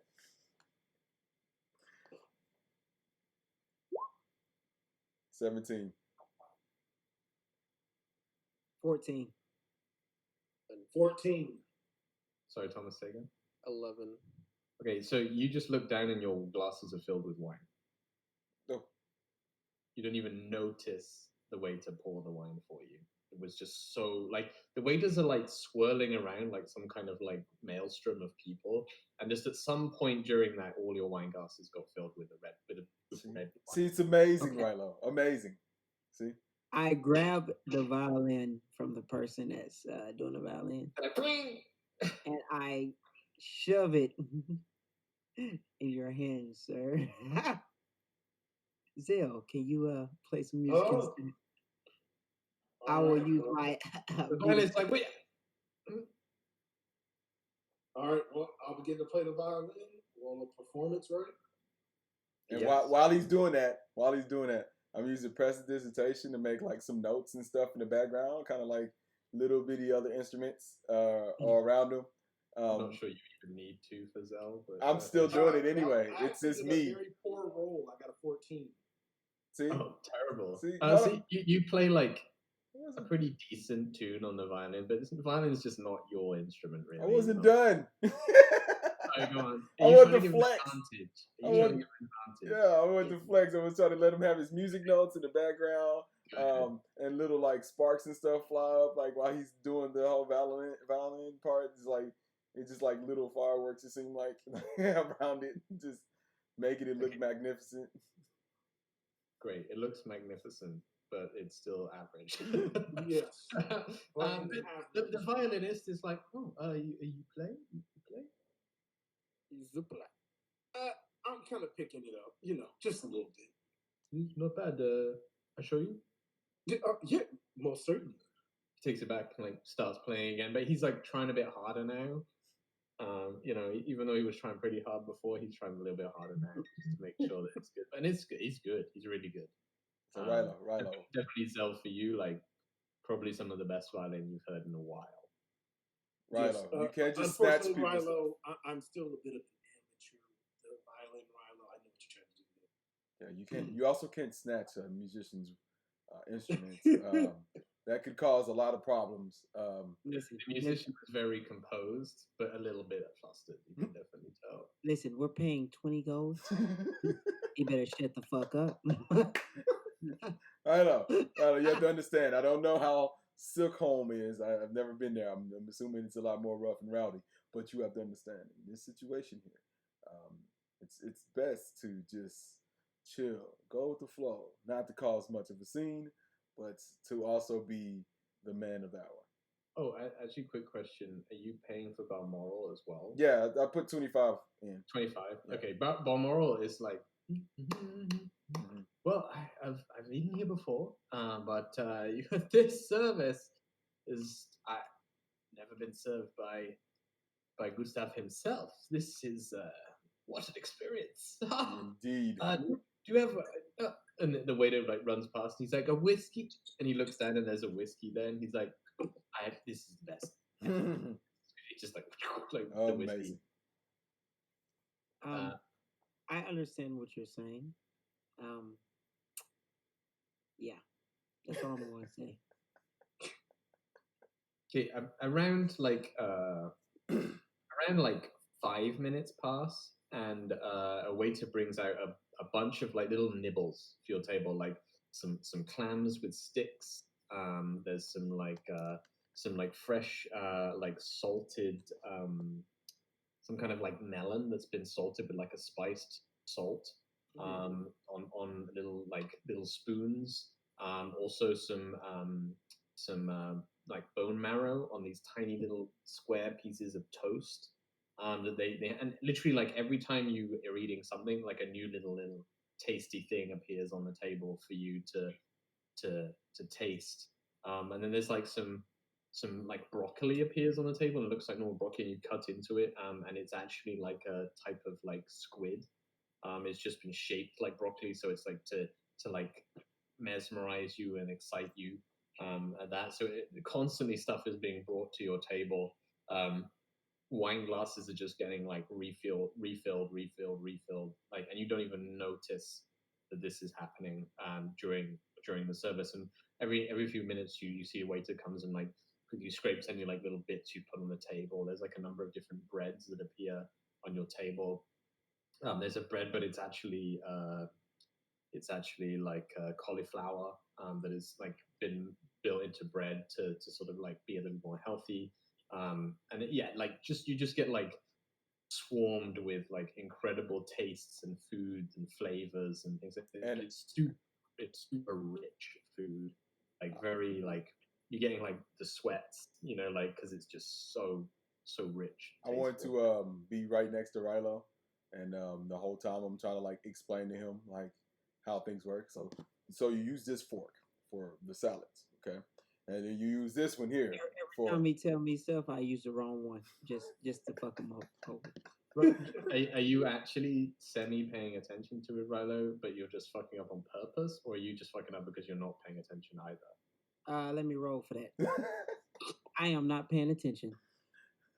I'm trying my best to like help out. I'm like, Rilo, I'm trying to help you out. I'm just trying to explain to you that way you can see what the other side of things can look like.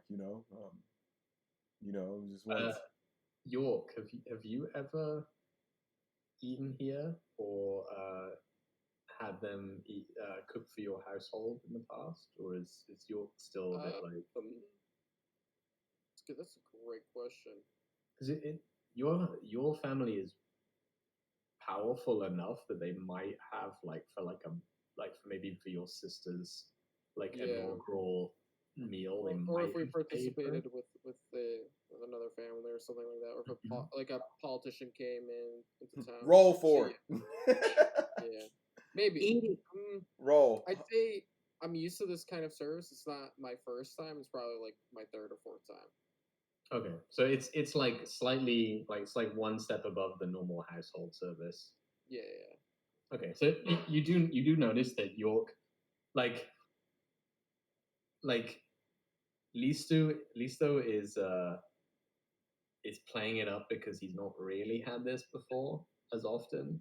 York just doesn't seem to care, and he's just like smoothed into exactly what's needed. He's using the right items, he's using the right mannerisms, Like he doesn't seem as bothered. Whereas like Listo feels like he's kind of excited about this whole thing. Whereas you're just kind of like, oh, whatever. So while It's just a normal servant shit. Like, Listo is talking to me, I'm like, hey, listen, a fork is a fork. A spoon is a spoon. As long as I get to eat, do it really matter which one I use? Rilo, come on now. We all know a dagger is not just a dagger, depending on the dagger that you use, okay? So, Yes, it is. It just depends on the pressure points of the anatomy that you touch. hey, some So as long daggers as are they much give me the better. right meat, I can use whatever I want. so as you were saying that, like Gustav appears on your shoulder. He's like, "Oh, you were you're looking for the right meat, huh? Well, I have the right meat right here." And he like Whoa. suddenly produces like a platter of lamb for you, like, and it's not just like it's like lamb chops, and then next to that is like rack of like rib of lamb. Then there's like lamb cheek, but that's like sliced really finely. And he's like, "You let me know if you need any other meat, okay, young man." And he like whisks off and disappears, and then appears back again with like a big platter of like beef that he presents on the table. And then he does like a little swirl, and suddenly appears this beautifully cooked lobster, like with like huge sliced lemon above it, and he's like, "Everyone at the table, enjoy your meal. I am Ben Gustav. I am your servant here. Uh, thank you very much, and I will let me know when you are ready for the next course." And he like again like disappears off into the distance from the table, and Balmor was like, "This is fantastic. Do you mind if I taste some of that lobster? I haven't had that one before." Yes. Uh, Cut a little piece. you like reaching over and like eating the food. And your table is just filled with now like a full course meal of meats and veal and lobster and lamb and like beef, like vegetables of all different kinds, cheeses. Like it's just like the most amazing meal. I bow Rilo. See, look, you like, you like it. Don't act like you don't. I am going to say something that might annoy you. I like it, yes, though it nourished the body just the same. But you're gonna enjoy the night. We're gonna have a great time. Roll a quick Constitution saving throw, Rilo.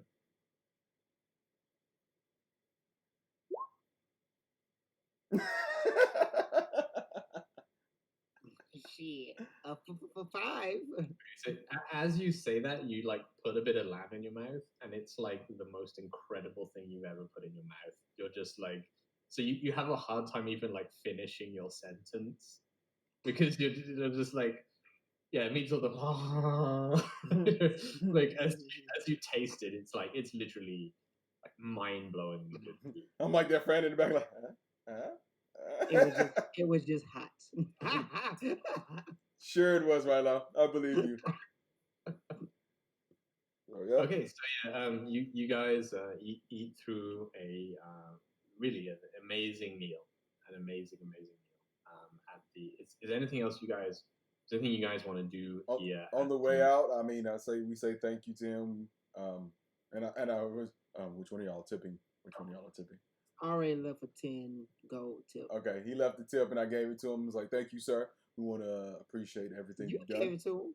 Huh? Well, if you didn't, well, whatever. I'm saying we're saying bye to him and letting him know that it's there. So thank you, sir. We want to appreciate it, everything that you've done. Who should we talk to? We know that there might be an opportunity for us to speak with anyone within the library here, and we would like to be able to speak to them. We do not know of who would be best for us to approach it, to ask that question. Give me a sec. Throw Simon under the bus. Make me look up the name. Wait, Markel, you cut out a bit. Did you say the library? Yep.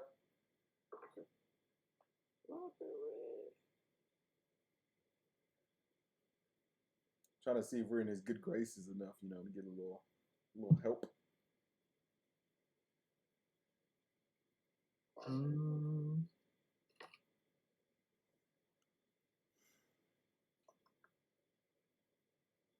He says, I'm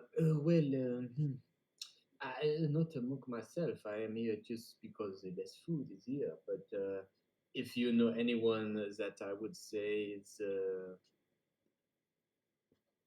Lionel. Lionel, come here. Come here. Like Lionel comes over and is like, yes. It's like, who is this? These monkeys. What did they do right now? Who is the big boss monkey? He's like, you mean monks? Like, yes. These people, the green ones. What did they? Who is the most? Who should they talk to? And Lionel says, oh, well, I would say the moment there is Molly Ogden. She is the like first in command. Other than that, Glenn Sanderfield, I believe is his last name. He is the current head of the monks, and any the high-ranked monks would be able to give permission to the library, but young ones, the library, the currently is. I cannot imagine you would have access. For the moment, there is something happening in the capital.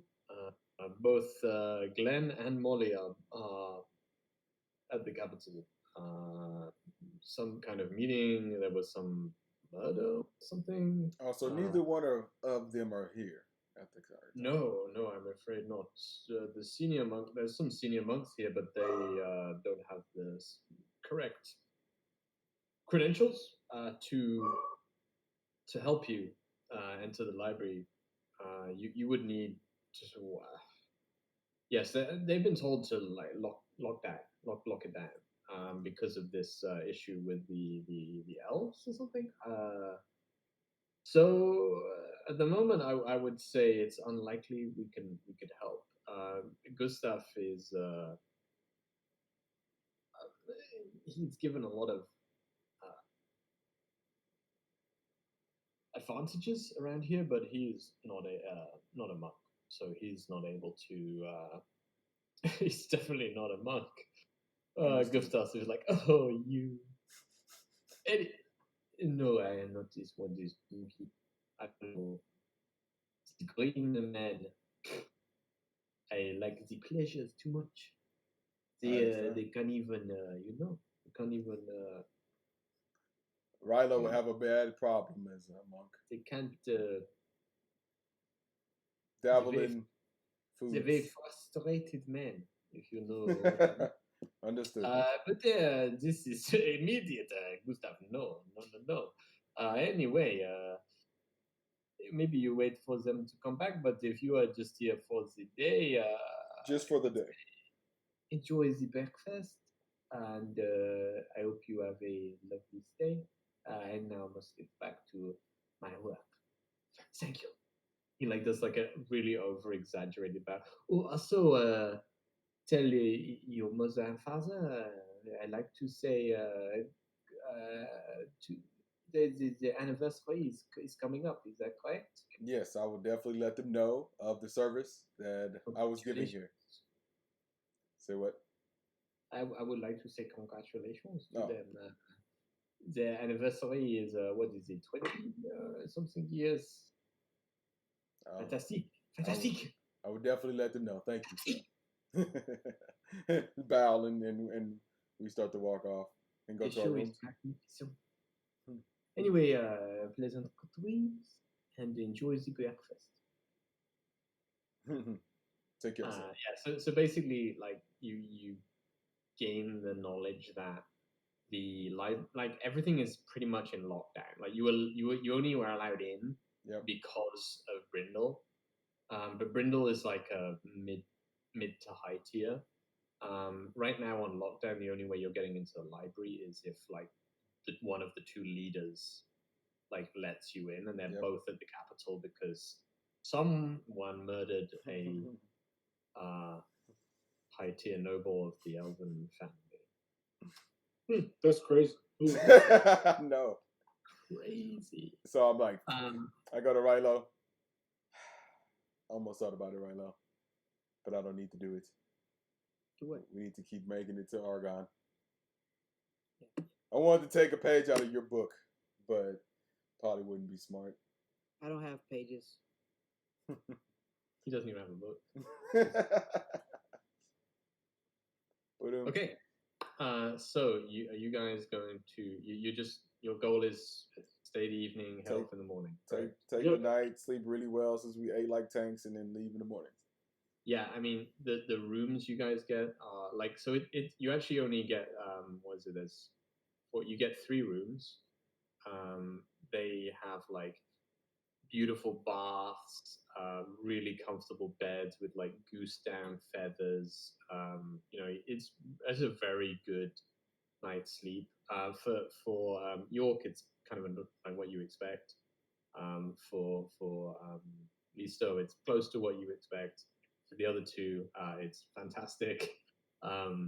And in the morning, you get up and there is a fresh breakfast laid out for everybody that is complimentary of the rooms. Fresh bacon, maple syrup, pancakes, you know, like potatoes, things like that. And they allow you even to like load up on some travel rations as well while you're there. And you guys head off back towards the gate. I'm really hungry and you're not helping. Bacon, maple syrup drizzled on the bacon and toast and like French toast. I mean like Argonian toast. Oh man. Yeah. Which is French toast but with cream. Stuffed French toast. Yeah. Yeah, and you head out towards the gate, you pick up your weapons from the same monk on the way out, and you head off back on your journey. Balmoral is like ecstatic that you were able to get access to it. He's like, who'd have known picking up that drunkard on the way would have allowed us to experience such a fantastic meal. Normally it's so busy you'd have to wait maybe a year to get a table there, but because of the lockdown, fantastic! This is the best journey ever. Yeah. You know, as you guys walk on your way, is anything you guys want to do like in that time frame, or you just hey, I'm gonna take your suggestion, Simon, and put on just the voice thing on my laptop because my phone is not keeping up with this FaceTime shit. Okay. And it's about to fucking die. Balls. Ice cream. Okay, so you guys are you're heading out. The citadel is quickly receding behind you in the next day. Balmoral says now, if on route now there is a village, I think it's called Bedford, on the way. Probably about we might get there in the evening or late afternoon. Anything you would like to do on the way, or Let's quickly pass Bedford. Wait, I'm assuming we collected our weapons and stuff like that. Right? what's wrong with Bedford? We'll tell you after. Uh-oh. Should I change the name right now? Okay, it's going to be called Shedford. Ledford. Ledford. Gotcha. There was a lot of Bedford, so I'm going to Ledford everything. That's funny. Find Bedford. Change to Ledford. Replace all.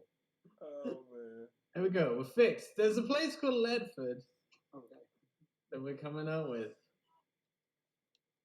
Okay.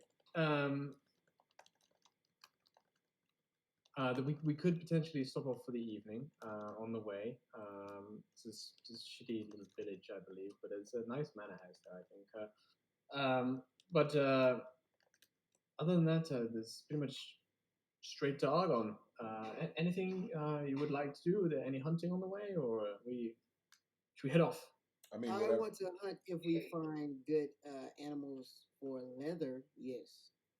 Or for If sale not, no. that we can sell off and make good money, good profit from. I'd be in the mood for some rabbit, but I don't have my bow. I don't have a bow on me, so yeah, You probably could not. borrow Rilo's. I could. Rilo, you want to help me out? If we encounter a rabbit of some sort.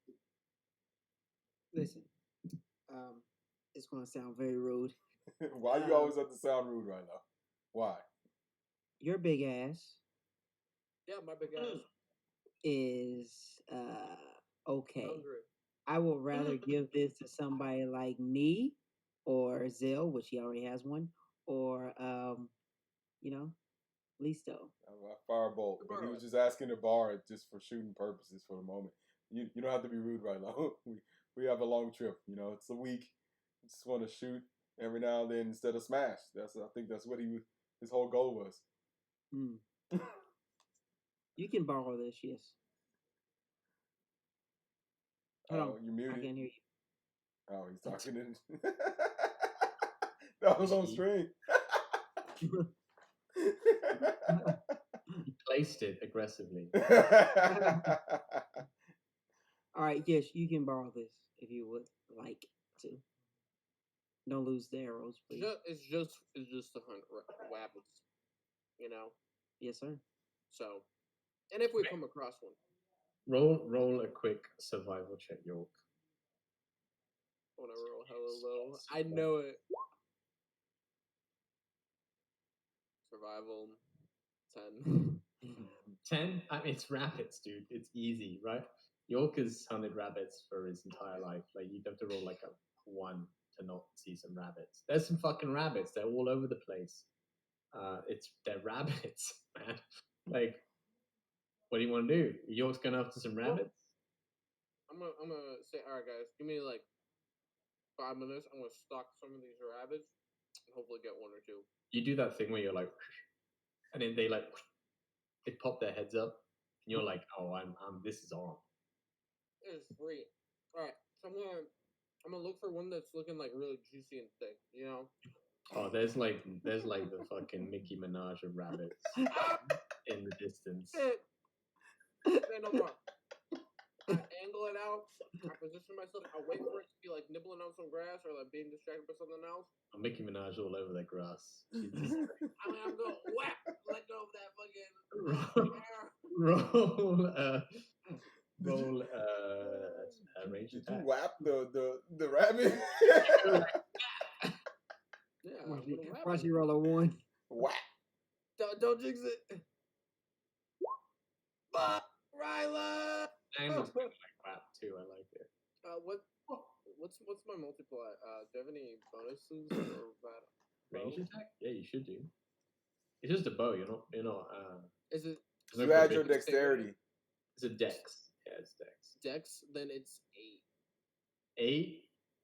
It's a fucking rabbit, man. You nail that rabbit. You nail Nicki Minaj. Right. Easy. I say, hey, look, it was a bit sloppy, but I nail it. Is there another one, or did they all? Roll a quick. Just say yes. See if there's any rabbits. Survival. Yeah. Survival. 15. There's like a Beyonce rabbit going on right now. A little more aloof, a little less easy, but okay, hold on. Pretty obvious. I'm gonna, take another arrow out of the quiver, line up, and say, "Bless Jay-Z." I don't know who Jay-Z is, but I launched it. You you meant to say easy, but it came out weird. Cheesy. And then let's see whatever. Oh shit! I pierced that bitch. Oh, I bet you did. Beyonce goes down. She goes down right now. You got Nicki Minaj and Beyonce rabbits all done. All right. Easy. Because of him doing this. The arrows too. Yeah, you recover. Recover? Oh yeah. Okay, cool. So I hand the hold on, before you do that, I was like, wait. Just because we're doing it, I would like to. I just want to see if I can do it. Okay, there you go. I hand Lisa the set. Give it a shot. And so I look for a rabbit, and I never really use a bow. So Not really. I don't have to. I got my cards. So I go pull Oh. back and Kim Kardashian of rabbits. that's right. You gotta roll a survival first. Oh, okay. To see if you find any. 5. Oh, there's you kind of spot like a Queen Latifah. She's like hobbling along in the night. It's a bit of an old rabbit. Yeah. And I'll try to shoot it with the bow. Go ahead and roll See. a ranged attack. Oh man. Nail that Queen Latifah. Wow. Would it just be my dex? So Yeah, it should straight dex roll. Wow. Actually, 10. 10? Oh, yeah. I mean, Queen Latifah basically throws herself on it. She's desperate at this point. Like, what is going on? I'm like, hey, I got a rabbit. two abrasive, thick rabbits. One's a bit old and over the hill, but you know, Oh, like man. the other two, there's Nicki Minaj and the other one. I hit a rabbit. All right, guys. So Beyonce. Those two rabbits are good. nice to take it off my list. Now I'm done. That was cool. So the reason why I said yes, I want to hunt is because the ladies that we saved know how to do leather working. These rabbits. I mean, they make good like hats and gloves and stuff. really, guys? Hey, Rilo. Hey, we're in passing here. Good Okay. rabbit meat on the side. All right. What Listen, are you trying to I take may out? not be a chef. All right, but I've been on enough hunts that I know how to cook some good rabbit meat. Plus, you can use bones. You know. What? I don't know what you're using for, I except for like a say wishbone. that, once we stop and Rabbit. rest, I want you to sharpen back up my blades. Thank you very much. Your blade is gonna be in your arrows. Look, I'll just buy you a few new arrows when we get to the next town. No. So we go to the town. No. Okay, so yeah, as you're discussing and walking, wait, where did I write my notes? So yeah, you're now like heading into the Gentleman area of the town or of the countryside. The sort of like scrappy, shitty land gives way to like rolling grassland and hills. You come across like an area of land that is like a long, flat area that is strewn with like boulders and rocks. Like some of these boulders are like house-sized boulders, like really, really huge. And the wind has started to pick up pretty strong, like blowing into your face as you walk. I mean, you get that thing where there's a bit of rain to a point where it's not too much to like put on your traveling cloaks, but it's enough that like it's frustrating. And over the wind, you swear you hear like a scream or something. What do you guys do? Try to figure out what direction we heard it from. Yes. All right, roll a perception check. 10. No, 12. Sorry. Was it a Everyone? girl's voice? Wait, do you want everyone to roll? Yeah, I mean, if you care, if your character 18. gives a fuck, then you Oh, can yeah. roll. I rolled a full And you said perception, right? Yep. Mhm. 18. Cool, 18. 15. It feels like 15. I think Rilo gets it. Yeah, so York, you definitely you hear like a scream. You're not sure what it is. Rilo, you hear you do hear a scream. It's definitely more like masculine. Definitely, it's more like it's likely a dude. I don't know if that's relevant to Rilo, but it definitely is panicked, like heavily panicked. And it's coming from ahead of you in the distance into this like rocky, boulder-strewn area. Okay. But yes, York, you also hear it same direction, but you can't. I don't know why it's relevant what gender it is, but you don't know what gender it is. I don't know what gender it is. Balmoral. You hear a scream. Balmoral's like, yes. You heard that too? Hey, what? Sorry, I was. I heard a man scream, but man can take care of themselves. Ouch. I mean, where? From what direction? I heard the same What scream. But direction? I don't know. Rhino, come on, let's go save this guy. I don't know. okay. Well, let's keep paying attention to see if we hear, and just let's keep walking forward. Did anybody else hear the scream? Do they know? We heard it, but we didn't know where it came from. York? York, you did hear it, and you do know where it came from. York, Yeah, I'm gonna be like, all right. Should we head in that direction? I point in the direction where I think I heard this. it's right in front of us, isn't it? Right. It's like slightly ahead to your right hand side, like into the rocky landscape. Do we see like from the rocky landscape? Is it like treacherous? Can we like gauge how fast we can maybe get there? Like within like half a minute? Yeah, so it's like it's still grassland, but it's just covered in boulders. You know, like so some of them are really big. Like you're gonna have to like weave in and out of them. There's a lot of like rocks and boulders, and the ground is like a bit churned up in this area. But at this distance, you just know that you're going to be walking in. I mean, it's the direction you're walking roughly anyway. So it's not too different. Like you're not really on a path as such. So it might slow you down a little bit because you've got to weave around some boulders I mean, some of them are like 3 times the size of you. They're like walking past the edges of buildings. They're huge. But most of the rest of the boulders are like all different sizes, like football size all the way up to like small car. And there's a lot. Like the whole landscape ahead of you is these boulders now, like strewn across the land. Once he pointed out the direction, I lead the way because I did hear and know where it was, but I wasn't going to say anything unless somebody said something. So I start leading the way like I know where it is. Okay. Should at least try to help. Cool. So yeah, as you venture a bit closer, you can see that within the boulders and rocks lying all around are like rusted, like really rusted and buried armor.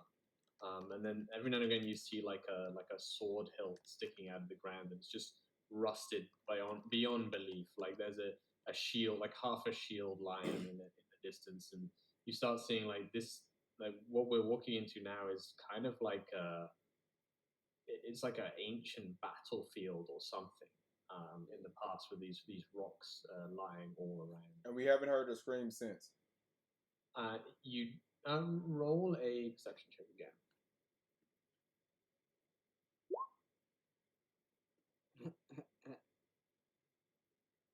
18. 11. Anyone else, or is that? Oh, you want us all to roll? If you want to, It that's up doesn't to matter you. too much. I mean, Listo definitely hears something. 19. Okay, so yeah, you off ahead and definitely in the direction you're heading. Like it's probably about like 500-600 feet away now. You hear a like a panicked yell of someone, and both of you hear that it's like a young person's voice. Is it like they're Can running I away from yell? something, or are they just screaming? Like, are they? You're not really sure. Okay. Yours. Can I? I'm gonna cast. I mean, maybe if you climbed up on Divine Sense. Oh, yeah. So.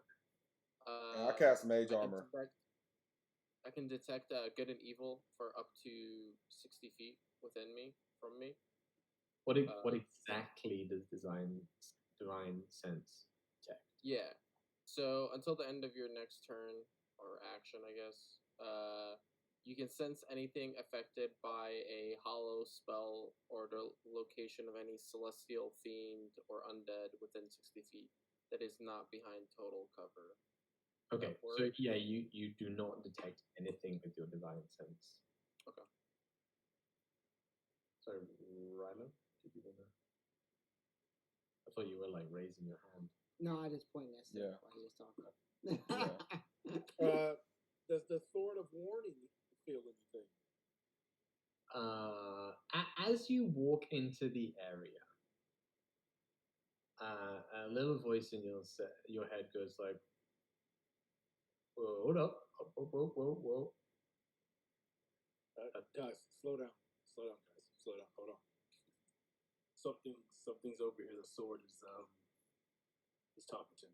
Are you sure that's the sword that's talking to you? Your last stuff been talking to you down here lately. Then, like in your head, you hear like, "No, I'm good." Never mind.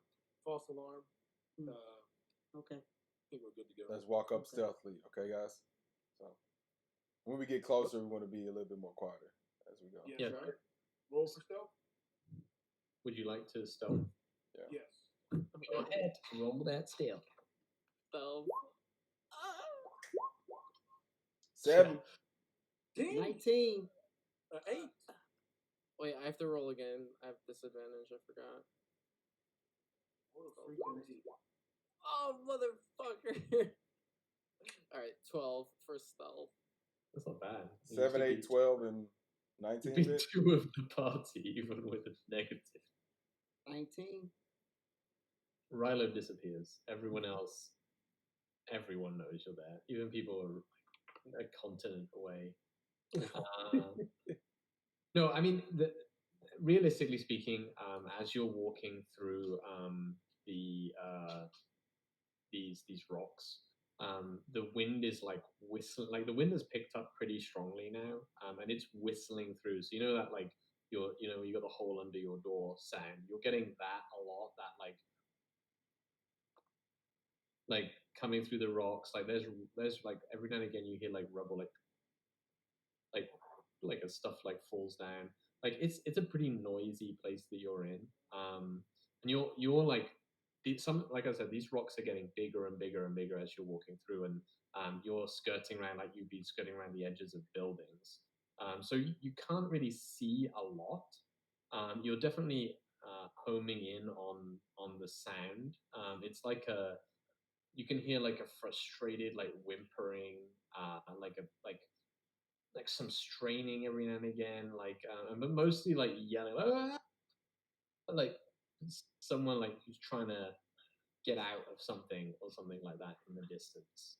But you can't see anything other than more of these rocks at the moment. I guess we keep trying to head towards him. It's during the day, right? Yeah, it's like late afternoon, so it's still completely light. I mean, it's windy and overcast, so it's not like the most easy to see, but it's not dark at all. Okay. Yeah. Yeah. I guess just trying to get closer. I don't know what else. Anybody else trying to do? Sure. Why not? Okay. I'm So yeah. fearless. So as you get a bit closer along, some of the rocks you get into an area that's a little bit more open, and you see in the distance, and it's more in like the center of this bouldery rocky area.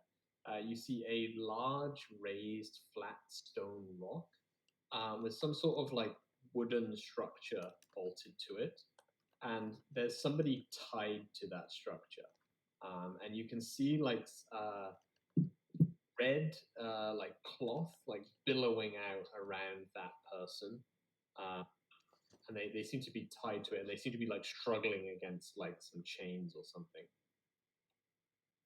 Do we see any creature or any threat or anything around us? Does the sword say anything at this moment?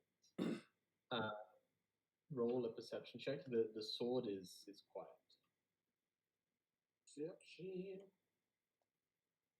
Oof. Yo, 20. what the fuck? Unnatural 20. 12. What are we rolling? Percent if anything's Perception around us. if you want to perceive something. Yeah, we're Sure. about a guy. I'm looking for anything that might look dangerous. Oh. York just bumps into one of the rocks right next to him, like face plants a rock. Hits it with a mace. Yeah.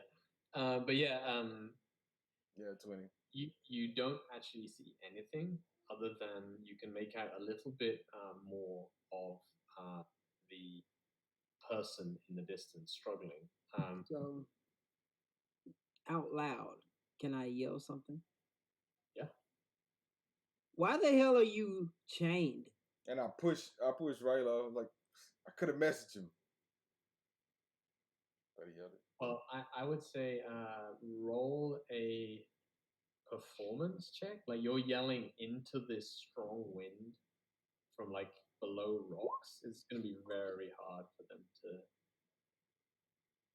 You rolled a 19. 21.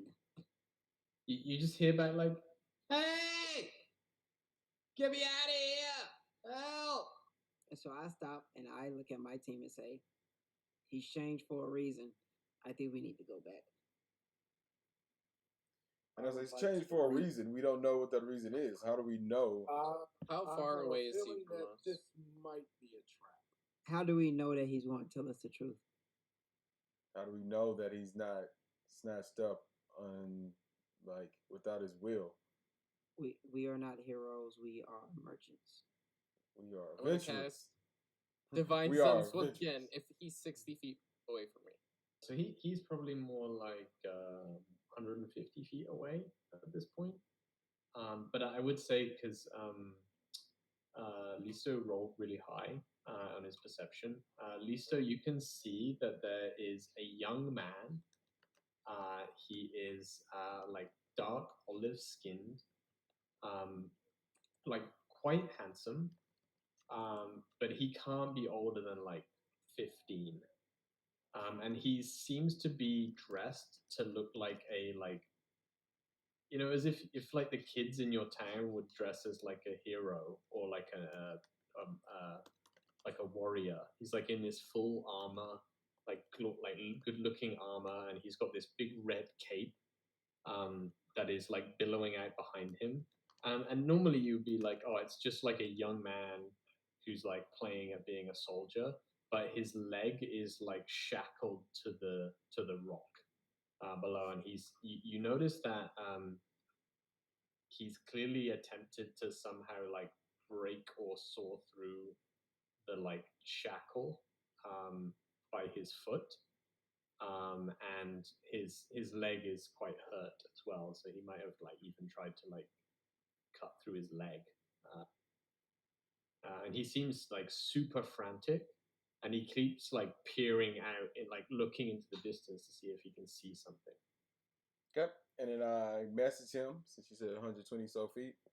I say, we're here to help, but we need to know if there's any other danger here. Why are you here? So you get like a nothing and then a panic voice like, my name's Ferenz, Ferenz Guillemot. I'm like, well, I don't want to be, but I'm a sacrifice. There's something bad coming, bad. Could you get me out of here, please? Please help me. Can I do an insight check on that? Yes. Okay. Roll insight with disadvantage. Yeah, I figured. See or anything. Okay. How close was he? Or First is roll he was still the- 16. Like- Please. Like 130 feet away, 140 feet away. All right. First was 16, but it's a 12. I mean, he sounds quite panicked. Okay. Like quite panicked. He's definitely been crying. Yeah. It doesn't sound. I'm like, hey, let's go. Let's help this kid out, man. He looks young and he's definitely frightened. Let's see what we can do. I'm sold, Rilo. Okay. So let's go do this. I don't. I think this is a trap. Your sword Fine. hopefully would say something. He wants. Maybe us we're to not. go. Maybe we're not close enough for the sword to warn. Exactly. So that's mean you go first, because you have the sword of noisiness that almost killed me. Yes. Sure, I'll go up Thank there. you, So when they Lucy. lodge arrows into my eye, I'll just take all of them. No, you will know beforehand. I think Well, Just before the arrow hits sword- you, it's gonna yell at you. the sword. Hand me the sword right now. Let's go. Let's just go. The quicker we do this, I'll- the quicker I'll we do can it. get out. I'll do No, it. just hand me the sword. I am the most stealthiest. I will stealth my way to this guy. I'll ask questions before I unlock him, and then I come back with him. You don't have to attune to the sword, do you? Yes. Nope. I think you do have to attune to it. Yes. Wait 30 minutes. It's fine. Nothing bad can happen. Come on, guys. Let's go. I'll go. How- York, come with me. York, come with me. Sure. Let's go. York is like the least stealthiest.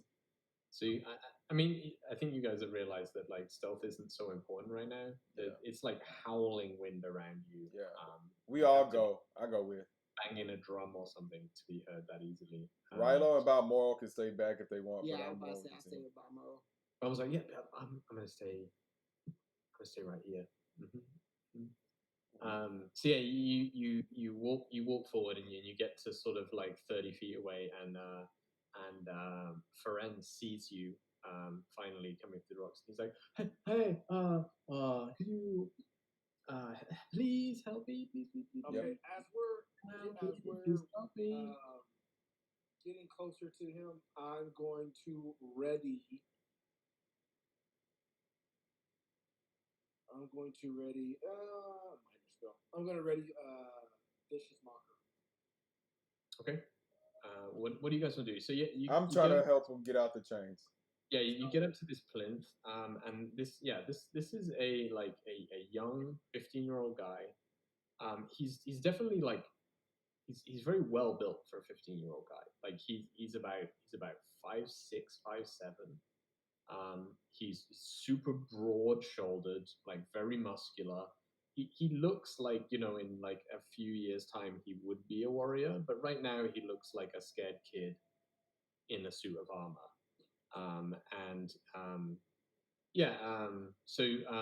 You start like you like have a look and you say, oh, thank you, please help, please help. And he's got like a heavy like iron shackle around his right leg. And it's clear that he at some point like tried to like cut his leg with like a stone or something, so it's like pretty hurt. But he's just like terrified. So the pain is just he's not feeling it at all. He's super frightened. York, you want to try to break the chain?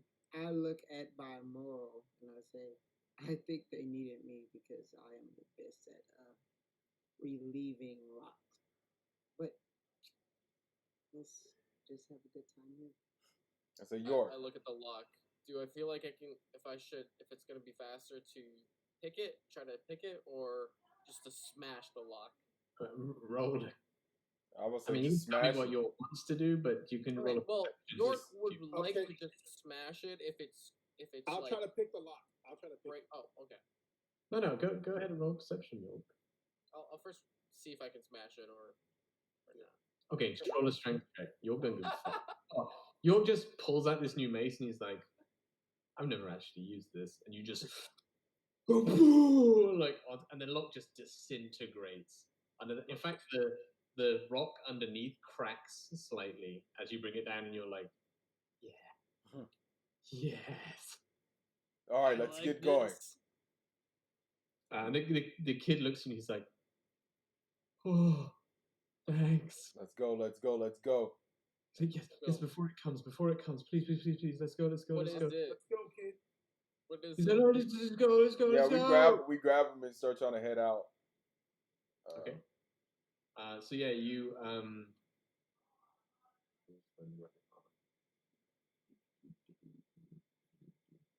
York, throw him over your shoulder. You're probably easier to carry this guy than the rest of us, and we're trying to get out of here quick. Sure. Does he allow me to throw him over my shoulder? well, he's a big guy. So he's a big guy. I don't know. He's happy to like leave with you. But I thought his leg was messed up. His legs hurt, but he's a strong kid. All right.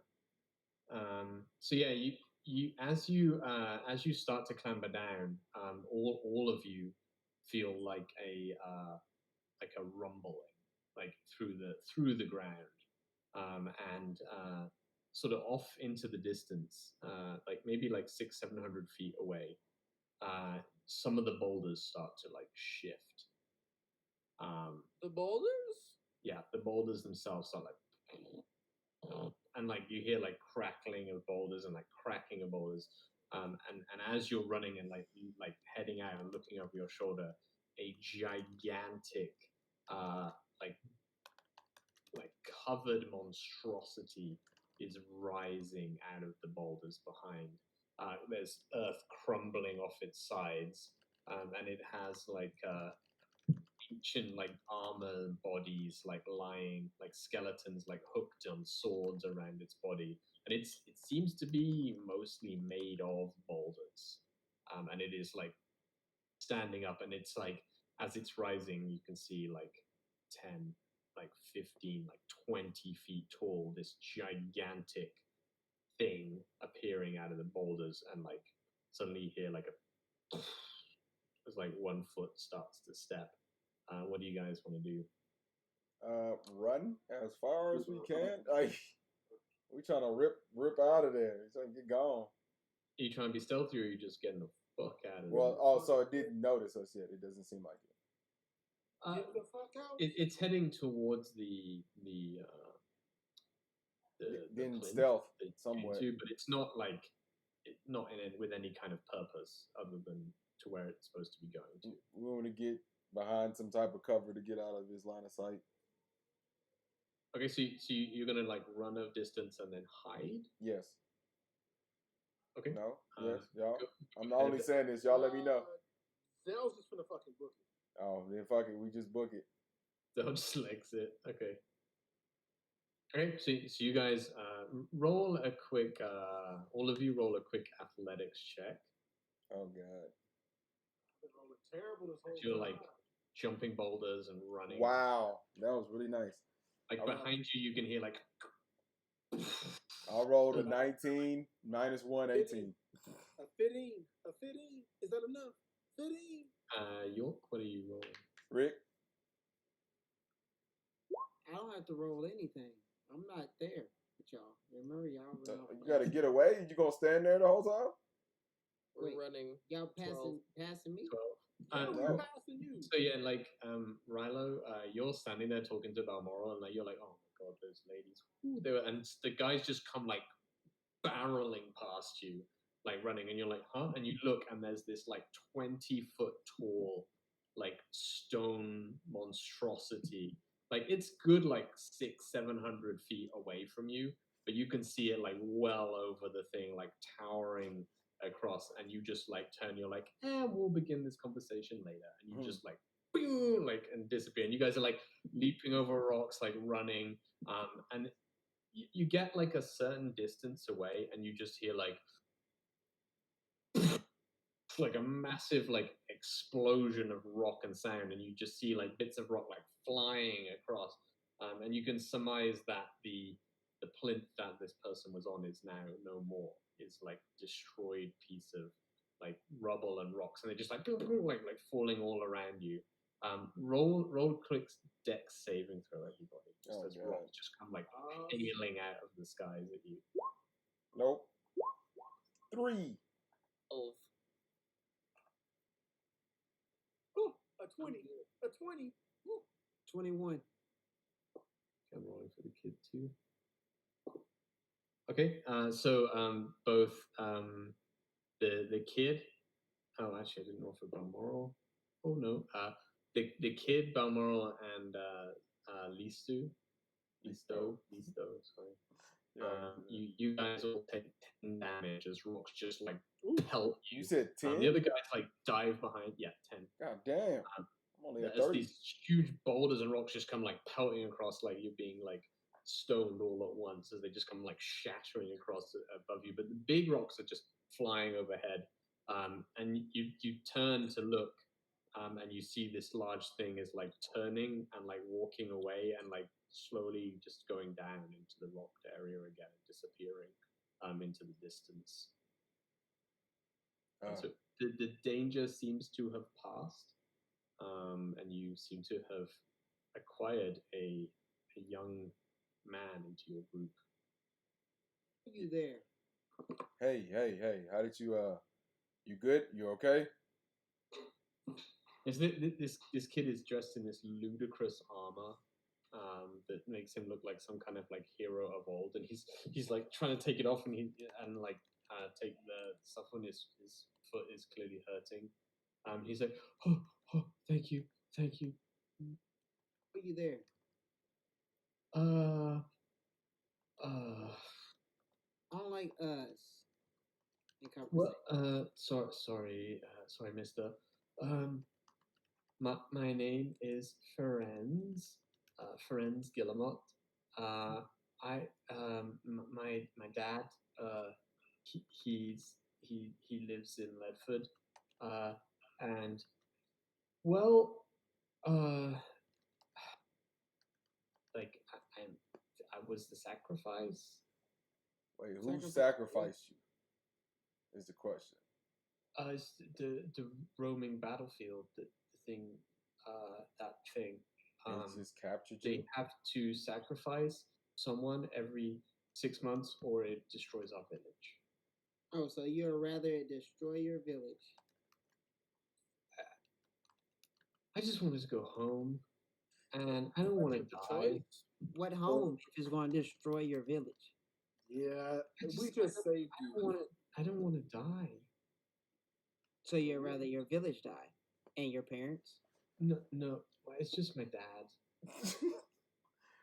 So I mean, My mom died when she was young. wait. okay, So this is a thing for Ledford. They sacrifice a person for this beast. Yeah, Lord Ledford says that we have to sacrifice someone to it, every 6 months, because if we don't, then it would destroy the village. so That's in other great. words, your village is now going to be destroyed. I mean, you seem really strong. Maybe you can help us. Nah, I'm good. maybe you can help yourself. Yeah, we really didn't mean to come over. Oh man. Why so you're telling me this village full of people cannot kill this one beast or have asked for help from Argon? Did you see it? Yes, Yeah, we and saw then it. you're saying we can defeat it. Yeah, like I saw it.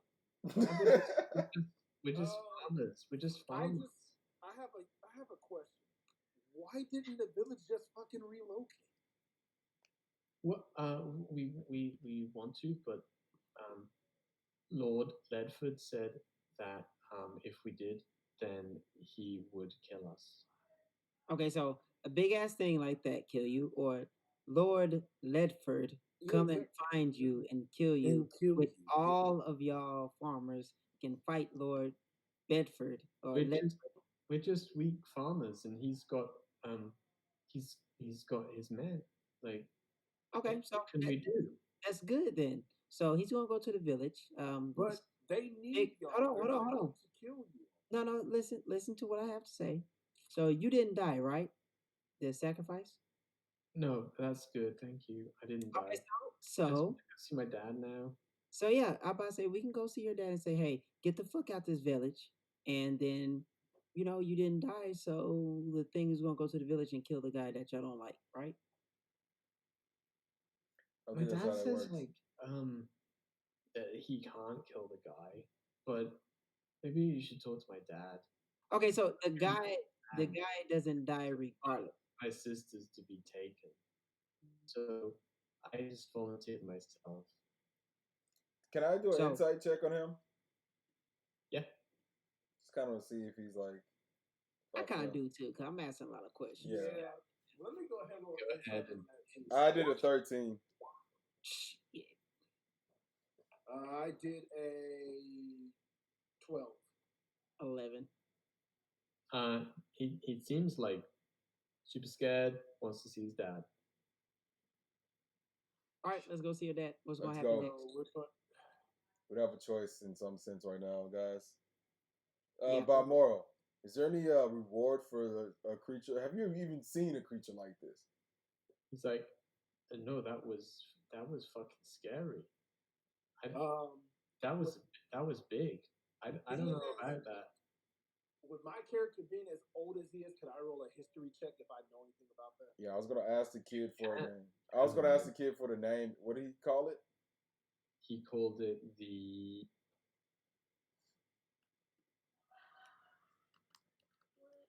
Roll a 10. I rolled a 10. Yeah. No, I'm rolling my history check after another He name. called it. Why the fuck can't I find it? I got a in 13. He called it the roaming battlefield. Wait, so you're rolling a history check for both of you. I would say not really. No, neither of you really know Okay. or have heard of this area. 13. You do know that like anywhere like near to the southern border where there was a lot of like magic and battles going on, that like shit, like weird shit happens because a lot of like magical arcane energy was thrown around during the 100 Years of War. So there's all kinds of weird arcane things that appear, quite dangerous in the area. Guys, seems like we a little bit more than we want to be. Yeah, Can we just send this young guy by himself to his village and get to Argon? We have to get him to the village first. But if I go home and I'm not the sacrifice, then my sisters will be taken away. Okay, so you're telling me that you saying that you know are sad. Okay, don't go to the village. Let's go to Argon. Yes, Come on, I want to go to Argon because Lady Elsbeth is waiting on me. But can we defeat this though, guys? Like, is there any way? No. Listen, No. listen. I don't want to be the bearer of bad news, but No. they had their chance of defeating this thing. Yeah. Look, guys, come on. This is exactly why how big that thing was. Isn't this why we became adventurers? Isn't this the whole point? No, I think we became adventurers and then we got mixed up with our morals. So now we're merchants. So we don't have shit to do with this. I want to be a great adventurer that goes and saves places. Okay, I mean, this is the opportunity to do so. There's a difference between being a great adventurer and a dumb adventurer. Okay. Sometimes saving places is not always needing our help. Sometimes saving places is leaving it alone and then it live how it's supposed to. So honestly, we should have left him alone and let their life live as it was supposed to. I didn't want to die. Like, nobody wants to die. Nobody wants to die. Your village is now going to. I'm sorry. With your father and with your sisters, now everybody's going to die just because one person didn't want to die. Question. Hold on. Was the creature moving to the village right now? No. It turned around and headed back into the battlefield, into the rocks. Guys, look. How about this? Mm-hmm. And I look around. I was like, what if we faked his body was there? I think it's a little too late for that. Listen. If it's a sacrifice, like human sacrifice, if it's no blood, guts, brains, correct. But no sacrifice. But what if we kill an animal that's big enough? I know, it's crazy. I think we got things to do in Argon. What? I think we got things to do in Argon, something more important. This is important. We're about to let this town get destroyed by a creature. Okay, so if you find a big enough creature in the time frame that we need, young sir, he could give his armor up. My name is Friends. Okay, Mr. Friends, young sir, how long do we have to get a sacrifice to this beast?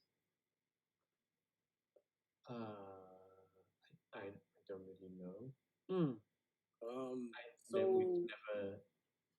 Is there the last person that they sacrificed didn't come back, so there's not a ritual with this sacrifice, is there? They didn't cast anything on you, did they? Like magic? Yeah. I mean, if you're a sacrifice, I thought y'all would go through like a ritual. No, it just the creature is gonna Okay, so you know nothing about this sacrifice. I know the creature just, Just So you don't know splats. if it's supposed to be a human, it can be an animal. They said it has to be a young person from the village. I, ideally, a young man from the village who could be a warrior. So have y'all ever thought about if y'all killed the leader of the village, it'd be done? Well, my dad said that Lord Rupert came to the village like a long time ago, and it's about the same time that the creature came to Oh, was there, oh, and but he Lord Rupert is the one protecting the village, stopping the creature coming, no, and that's No. why we need to sacrifice. no, just kill the master. Can you please just go back to your village? He has men and armies, and But he not can't armies. kill He the has a lot creature. of men, and we're just farmers. They Well, have like armor and weapons. you got a pitchfork, Yeah. okay, and Why don't you do just he come? burn? Hold on, does he come to the village sometime? Yeah, he lives in the village in the mansion Okay, but does he come like down with and his see men. the people? Yeah. He comes to take our food, and when we have to pay the taxes, Okay, and how sometimes he takes the I never. do you know Y'all his never- routine? Yes, we can hear you. I don't know the routine though. You What don't know the routine. I'm Question. just Hold helping on. my dad. What's the guy's name again? Lord who? Lord Rupert Ledford. Okay. I think we can help you out with this situation, sir. I mean, I do feel like y'all are being lied to here. I do not really wish to fight this big creature, but I will if we must. But Okay, look. there's I'm an not opportunity. Like, I'm not too into like doing crazy things like that. But instead of fighting the creature, why don't we just go confront Lord Rupert, or maybe just set the mansion ablaze while he's in it? I don't know. That's basically what I was getting to. Is there an opportunity, a way where we can get more information on this Lord Ledford? But me personally, My dad knows a bit more about him. He was there when he came to the village. I was just a baby.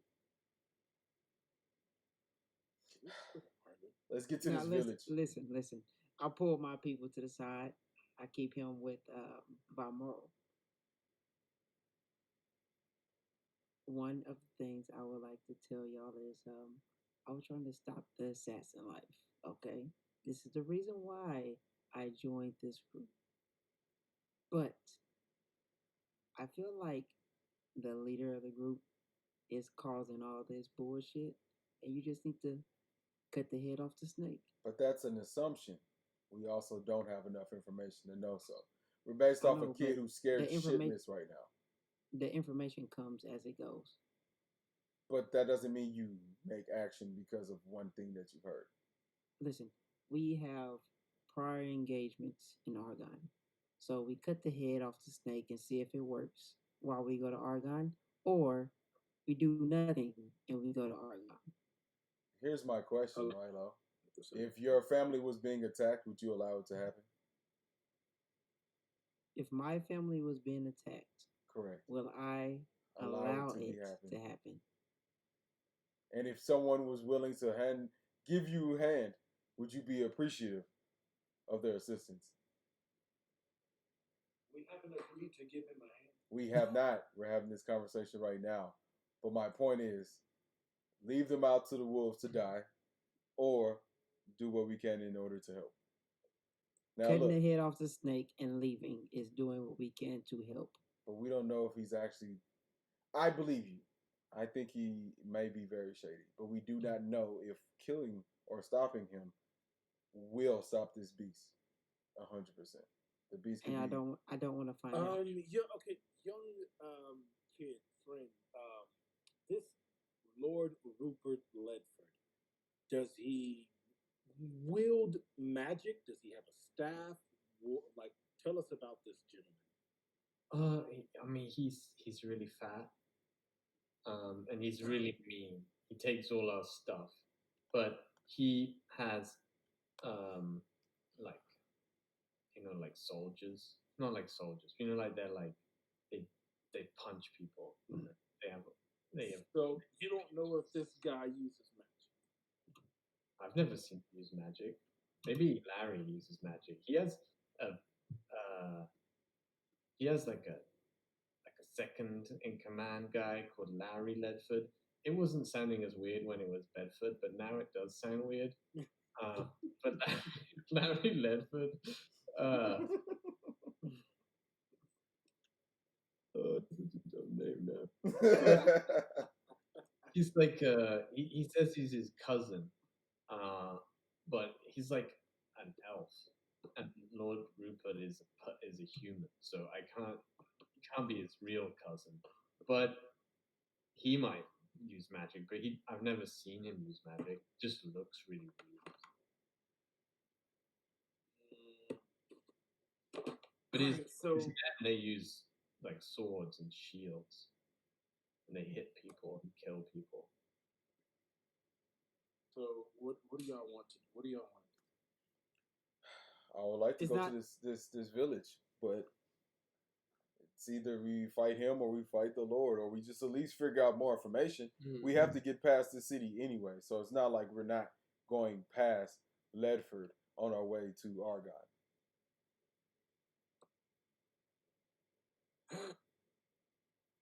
Sometimes the best thing to do is nothing. And the only reason why I'm saying that, Lamest people. I'm saying the only reason I'm saying that is because if Lord Lefford isn't going to be harmed with this situation, if the beasts come to there, then Lord Lefford have something that is not going to allow him to die. But he's not going to allow his land to die. He's getting money from it. Like, here's my point. I don't understand what the whole point is, and maybe the Lord might just be scared of this beast that has let him know that he wants someone to be sacrificed every now and then, and so he's doing that to feel that he feels protects the city. If there's two things here, we either stop him and hope that it stops this creature, or we stop this creature and stop it from destroying this village ever again. There's options there. York, help me out. You're not saying anything. I don't know. Like, are we really about to leave this village alone to fend for itself while we have an opportunity? We do have an opportunity to get rid of an evil person. He seems like a nice guy. Is it the person? I've been, or is it the creature? Sitting quietly and evaluating all of our decisions. Well, I don't know if it's not too much time. I also agree with you that we don't know the full story. This guy could be making it up for all we know. I don't want to go in, kill some innocent person just because someone said so. So I said we could just take the damn beast out. Like, is there I don't know. way? That thing. The beast, we don't have too much information. What if it's connected to the leading guy, and the beast could just go down from taking care of the guy? What if it just has like infinite life unless the host or whatever dies? Whatever y'all want to do, you already know I'm gonna back y'all up. Y'all are family to me. Y'all, not him. Y'all are family. That village, not family to me. I don't give a fuck about it. So therefore, if y'all want to go to this village and figure out more information, we can go to the village and figure out more information. If y'all want to leave that shit alone and let it dwell on its own and let him go to the village on his own, I am fine with that too. Because he said he wants to. The thing is, I'm sorry to say it like this, he's selfish. Who? The kid who doesn't want to die because he was just pulled in a fucking random lottery to kill him for sacrifice? Yeah, okay, Rilo. He's selfish. Right. You got to think about it. If he died, one person. If he died, multiple people won't die. Yes, but you're killing multiple people off so more people can die just for the hell of it when you can just stop the problem. What is wrong with everyone here? How do you know if you can stop the problem? You can. How do you know if we go there, we won't die? You kill the beast. That's how you stop the problem, regardless if we can or not. But you're telling me that it's selfish? So if somebody randomly picked Rilo to die, we should all let you be hand shackled to a fucking pillar to die just so that everybody lives another day instead of trying to find a way to stop this beast? Are you Look. seriously thinking that? Like, I don't get what you guys. I don't understand. What I'm saying is, cut the head off the snake and leave. And then what y'all You have said to was, know that it's a no, part that of the might not snake. that might not work. And then you talking about this big ass beast that just hit some rocks and slapped most of us, not me, but y'all, and hurt Mhm. y'all. Okay, Mhm. that's and what I said was that's fine. If that's what y'all want to do, if y'all want to fuck with that beast, Yes. I will be by y'all's side. But to defend somebody I don't know, I know it sounds selfish of me, I will not do on my own. So if Understood. y'all want to, I will be by your side. Yes, but you called the kid selfish, and I think that's pretty ignorant here. As far In as my eyes, with the people that I care for, yes, I'm selfish as SO2. I Okay. am very selfish. so for what Um, I'm saying is we can find more information, but if this creature is coming to the major town in order to destroy it, then we can all have a strong front with everybody protecting the city if we're afraid of going one on one with this beast. I'm not saying we die for some people that we don't fucking know. I fully understand it, but at the same time, I think we should do our best in order to try to help here. Clearly, these people are helpless. Rather, this Lord Ledford is an asshole and a dumbass is something that we Okay. should finally figure out and We'll determine. make this a little bit easier. Okay, kid, lead the way. Let's go. Let's go. Kid, lead the way. Okay. Yep. Okay. Hurry up. Double Yeah. time. Double time. My leg really hurts, but okay, I'm trying.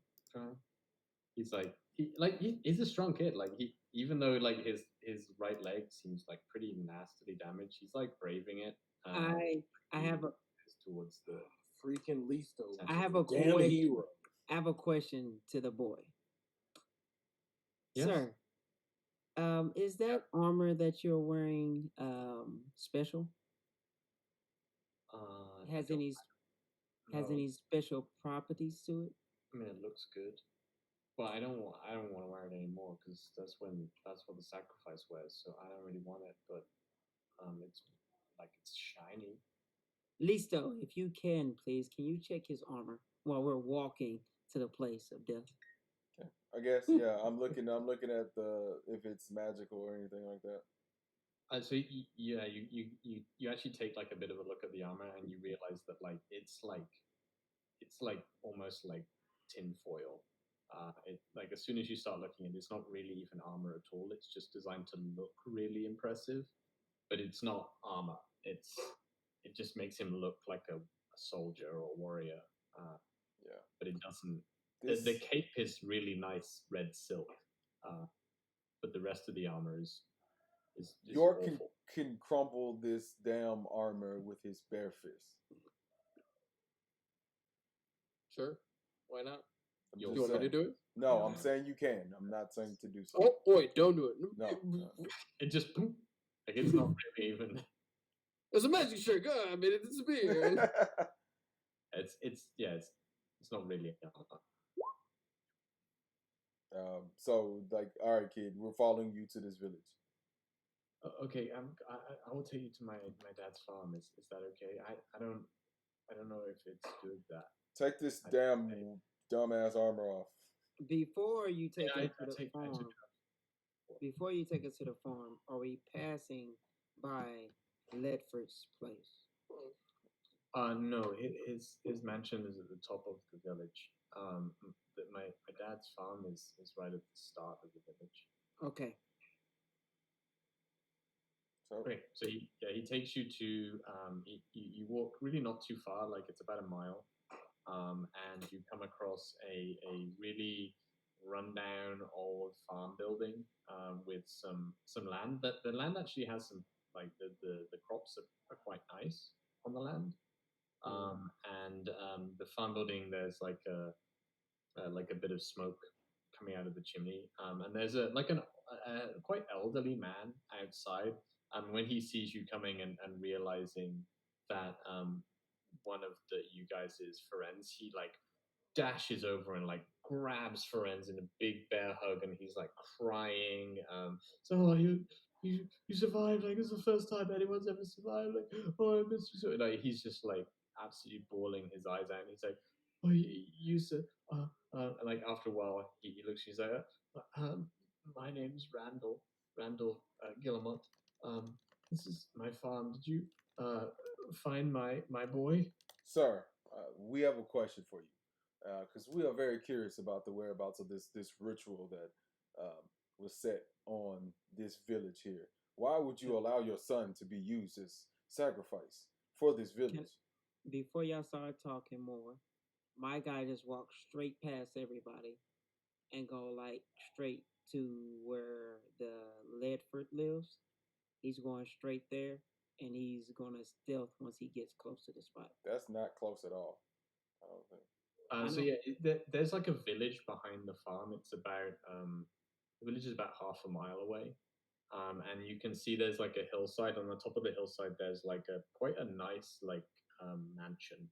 Well, not a mansion, like like a mansion building at the top of a hillside. The village is small. It's like maybe 30, 40 buildings, and there's a number of people sort of out there as you're walking in.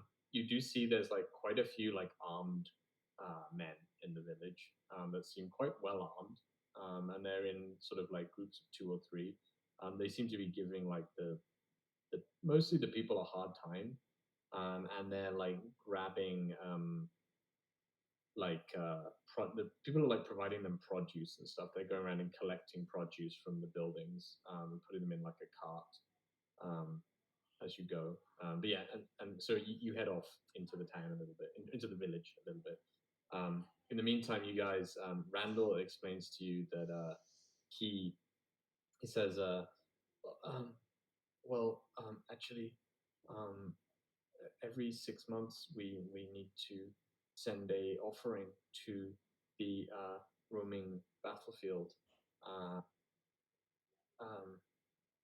and whilst my son here, Ferenz, he actually wasn't chosen. Was one of my daughters. It was Lillian, but Ferenz volunteered himself instead to protect her. And I didn't really have a choice. So and he like starts breaking down in tears, and like I couldn't choose my son or my daughter, and if I didn't choose either, they would kill us all. So I didn't want them to take my daughters away, and so I let it happen. I'm a bad person. I'm so sorry. He's like breaks down into tears. Are you willing to leave this village? What do you mean? Leave. Never come back with your kids. I would like to leave, but they would find us. The nearest town is over a day away, and we are just meager farmers. My daughters are still young. They are seasoned, trained veterans of the military. Or so they say. Do you understand? Do you know why they would pick your family? Is there any reason for this? I don't know. And like at the same time, you see two like insanely beautiful girls looking out of the building, like afraid. Right or left? So like curly ginger hair, like olive skin. Like they're like somewhere between 15 to 18 years old, twins, and they are just gorgeously attractive. And I don't know. They would take my daughters away from me if I don't look out for them. So yes, I know. I get that, but that's why they chose him.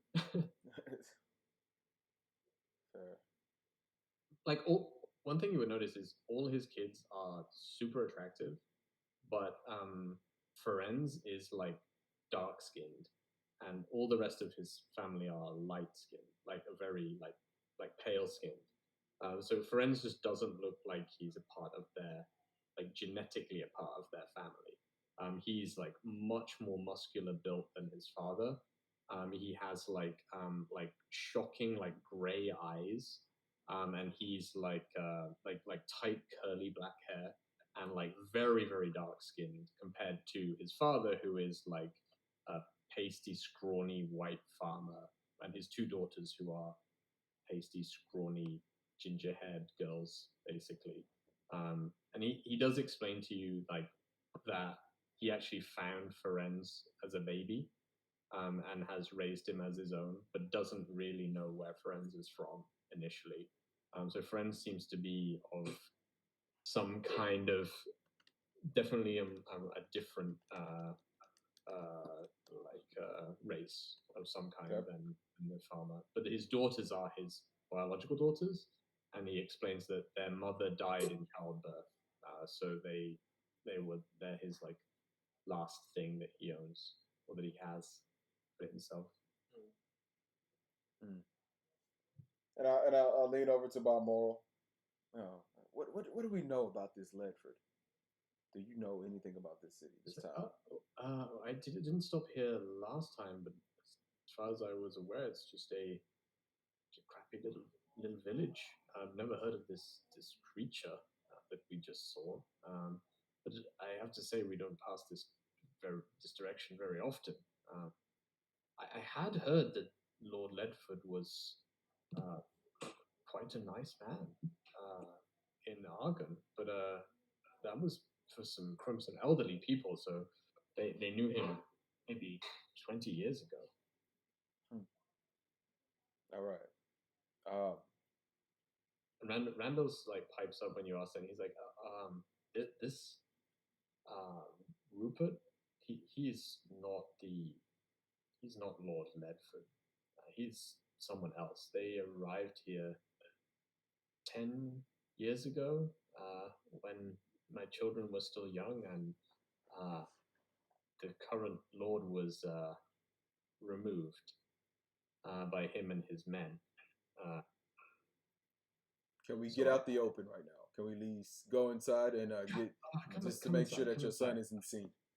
Yes, I will make you some stew. I'll make you come inside. Thank you so much. I don't really have any money, but let me make you something to eat. And he like ushers you inside. Okay. Yeah, and yeah, you head inside, and there's these two young women, and she's like, "These are my daughters, Lillian here and Avril, and they're like identical twins. Like they look exactly the same, and they're both sort of like very quiet. And when they see Ferenz come in, they both like throw themselves on him and like crying and happy that he's arrived.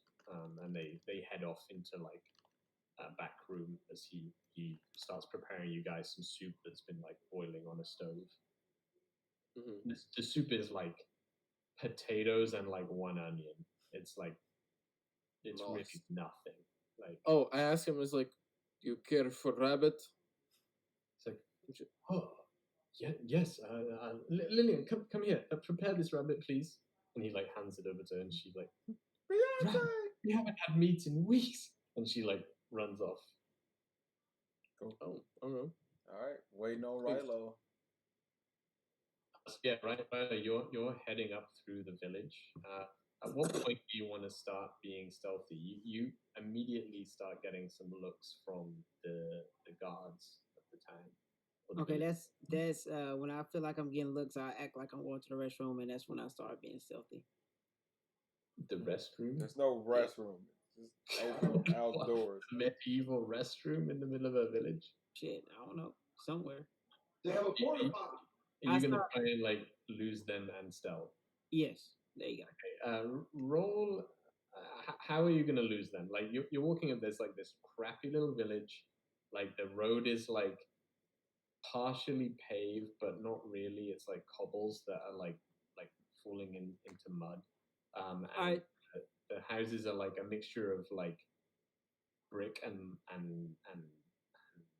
wood. And definitely a couple of the guard take a notice, and they just start walking behind you.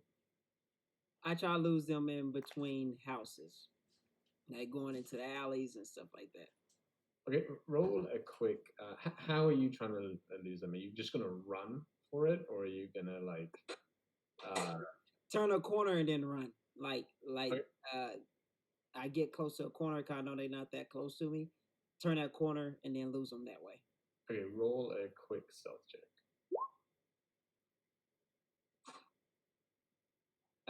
That is a 20.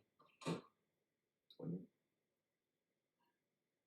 They get to the same corner and they look around, and you quickly glance around, and they just missed you.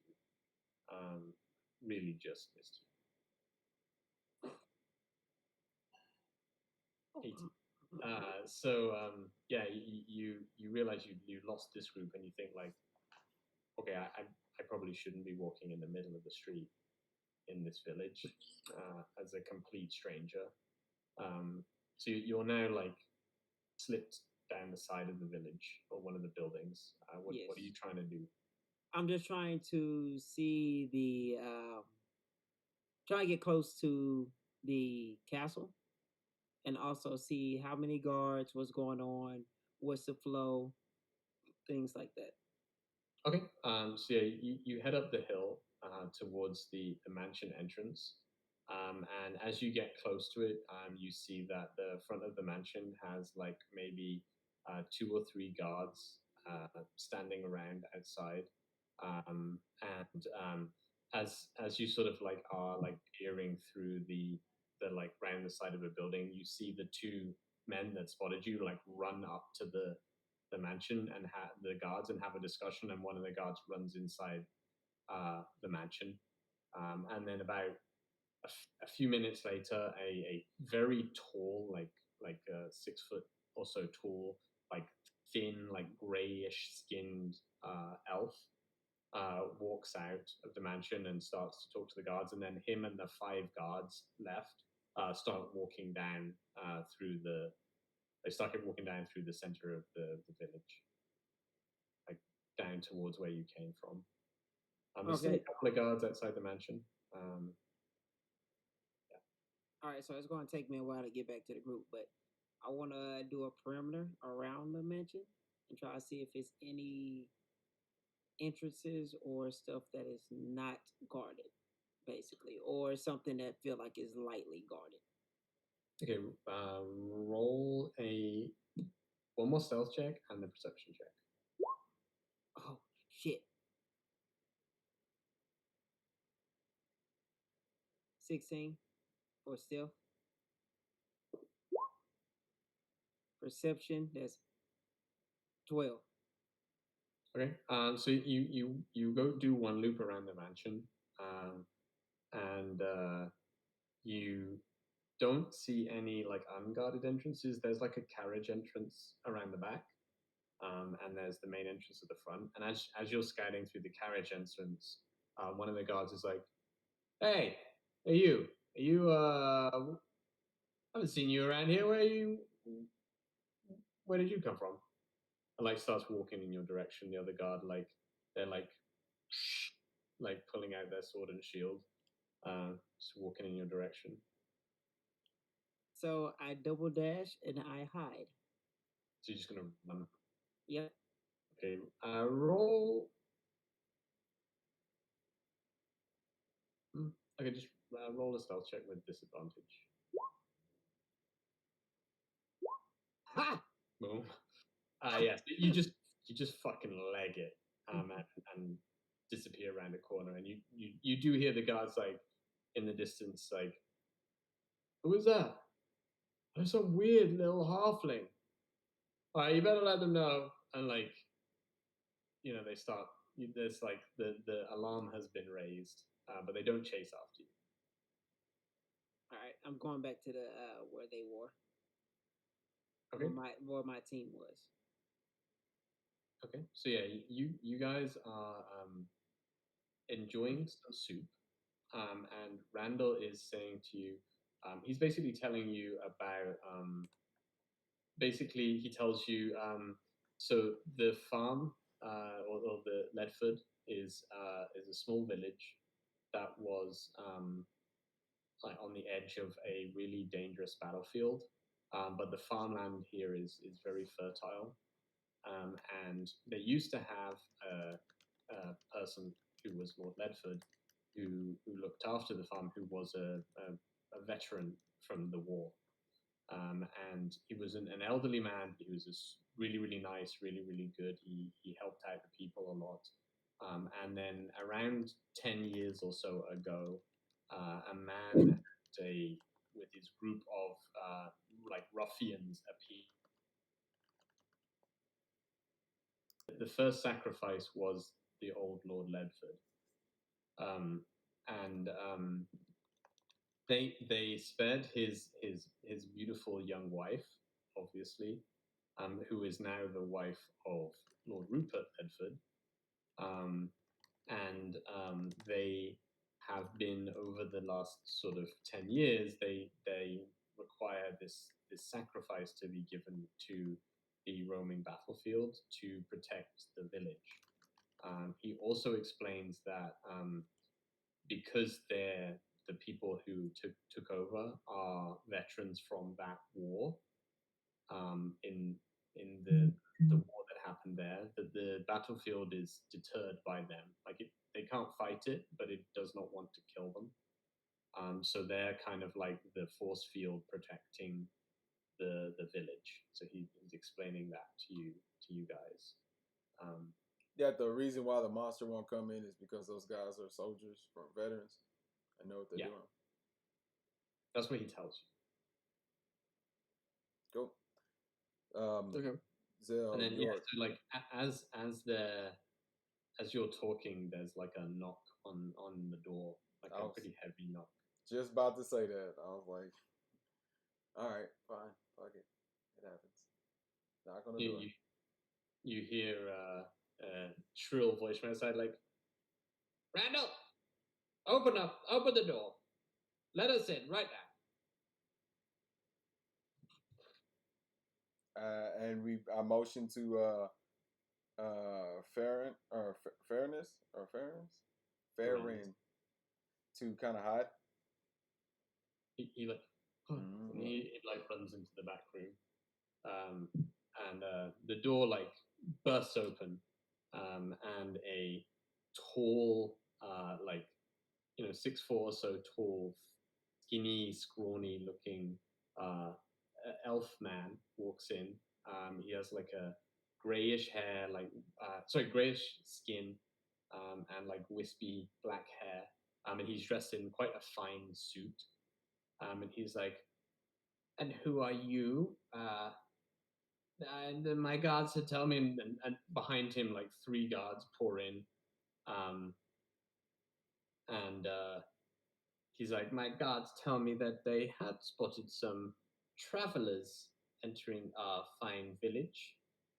My name is Larry, and yours are?" How you doing, sir? Honestly, we are part of the water mages from Raviel Estel. We're here to discuss the issues around the borders at this moment. We wanted to come to all the towns and cities to let them know of a terrible issue with how the borders are being patrolled by different groups, and we wanted to talk to all the lords and ladies to let them understand that tensions between what's the country? El Oro and LRI is LRI the and capital. Argonovia are very tense, and Argonavia are very tense and tough at these moments. So it's kind of obvious or crazy that you came to us right now when we're on our way to your keep. Okay, so the elven country is called Bala Eldreth. Yeah, I couldn't remember. Bala Eldreth. So roll a deception check. I had to run with it. I'm not a great deception dude. 15? 15. He says, oh wait, I'll roll. See. Okay. He says, the mages, you say? Okay. Well, if you would like, sir, I can escort you to the manor and to meet the lord of this village. That would be amazing. Thank you. And is this your group? Are these also? They don't look like Hey, mages to me. While he said that to Listo, I'm rolling for insight to see if he believed what Listo said. Okay, go ahead. Roll insight. I'm trying, y'all. I was trying to jump in that conversation, but I realized my shit was muted. Yeah. Oh, Yeah. Where's my insight button? Came completely out the ass, boys. 11? He seems to take it at face value. Yes. Yeah. Okay.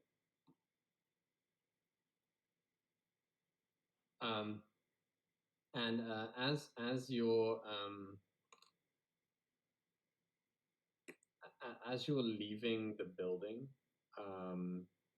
you hear like a commotion from the back room, and two of the other guards come out with Ferenz like held by the collar, and they're like, "Hey Larry, look what we found!" And Larry's like, "Ferenz, what are you doing here?" "Oh no. Now, Randall, we will be back after we have spoken to the mages here.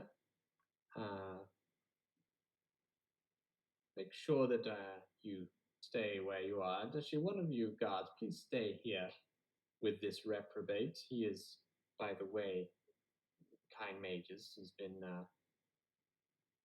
He is a ruffian that is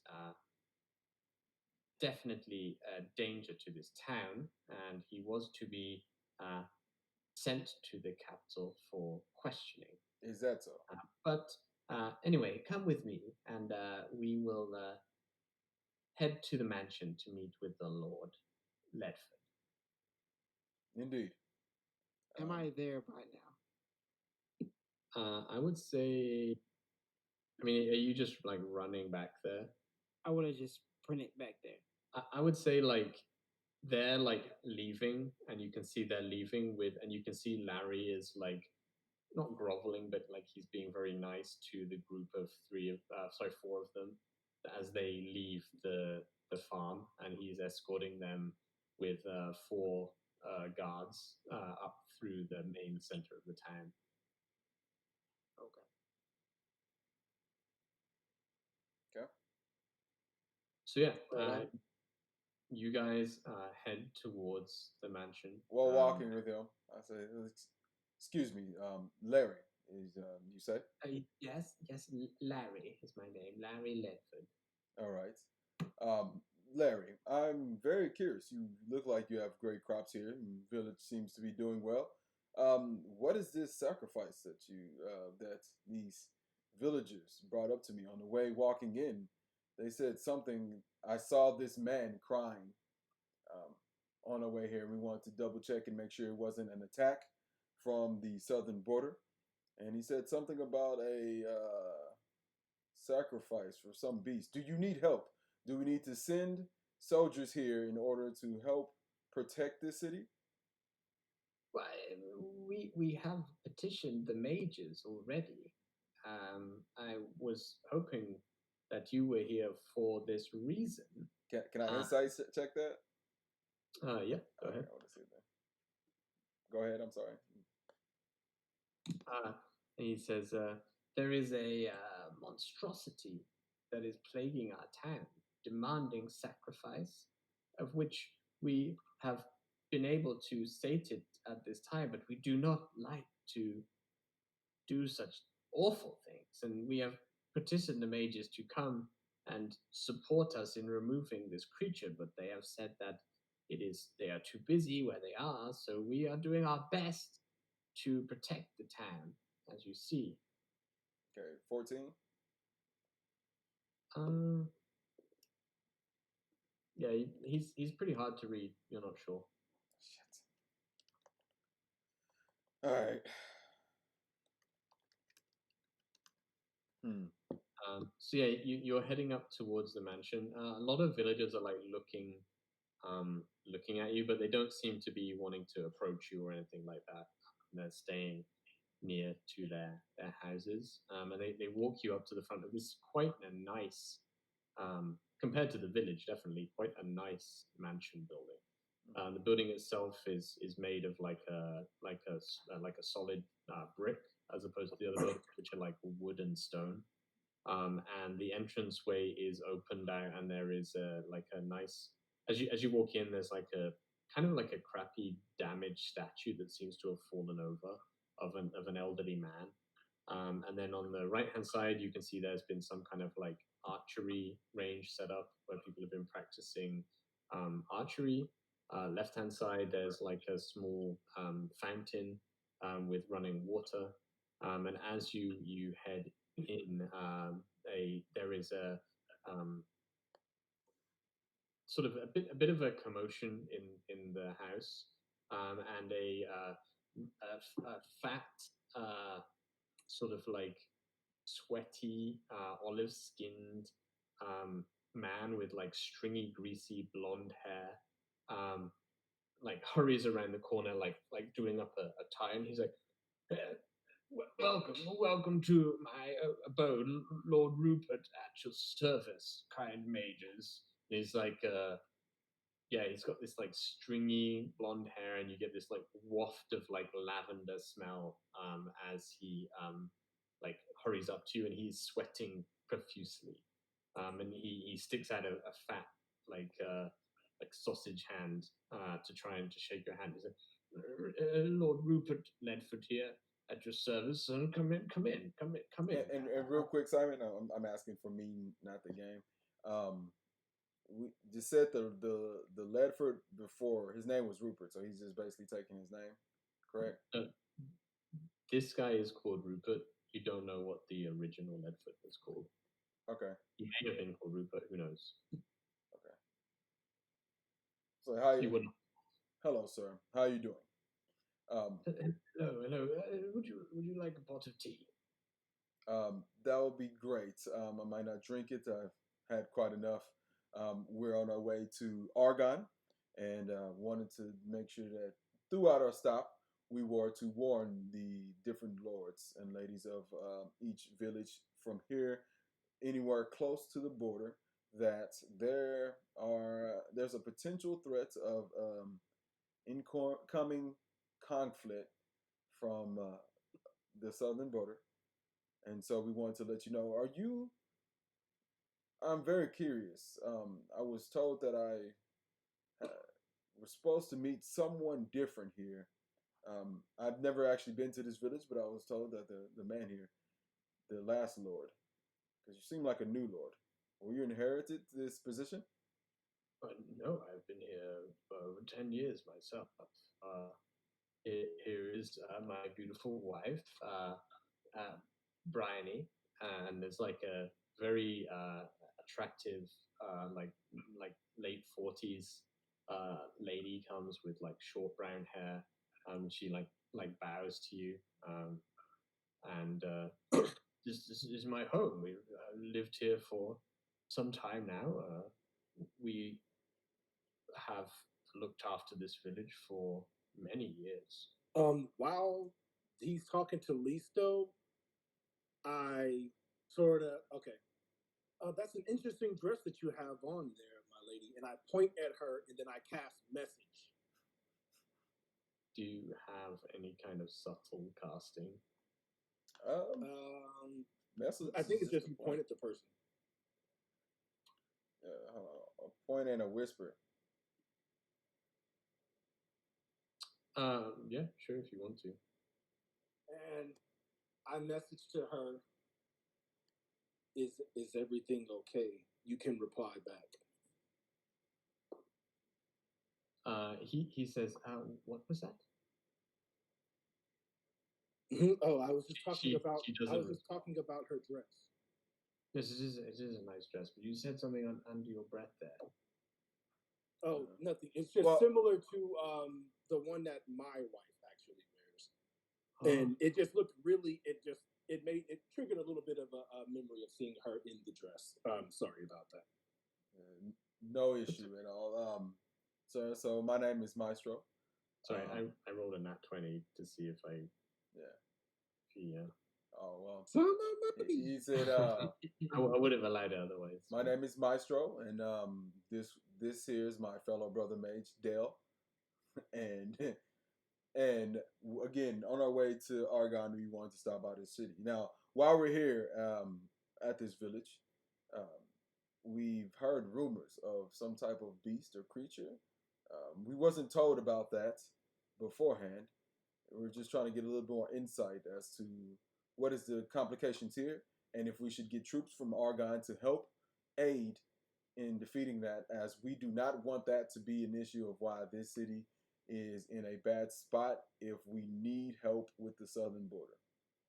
And like Larry Hudson, he's like, yes, I was just telling them about the petition we sent to the mages recently about, well, actually a number of times now, about the creature. And he's like, yes, this creature has been plaguing the village for many years now, but as veterans of the wars, we have, it seems to be discouraged from entering the village itself.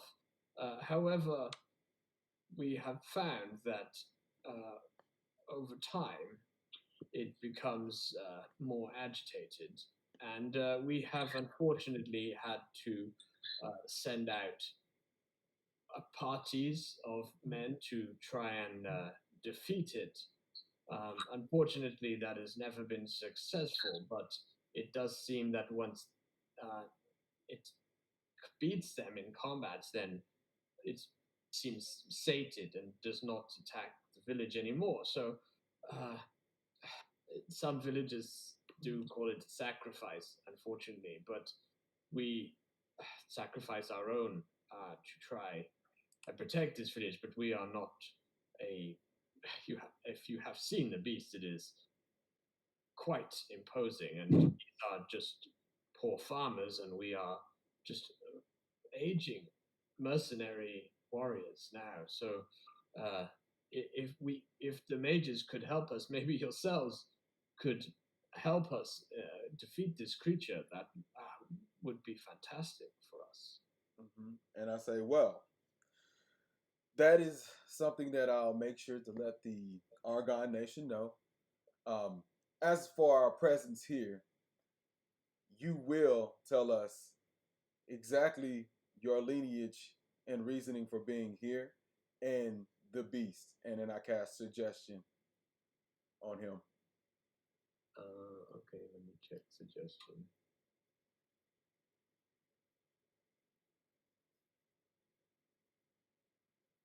So, did the lady ever reply back after I cast? He said no, she didn't. Oh, she did. She did. Okay. No.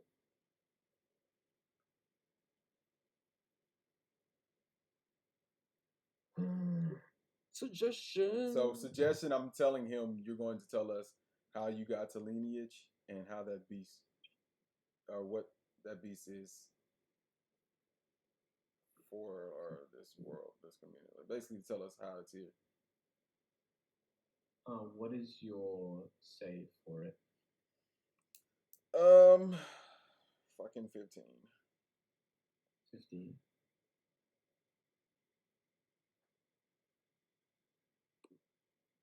Don't do it. Simon rolls go well. Shit. I wrote okay. I'm just reading, making sure to see if that goes well with.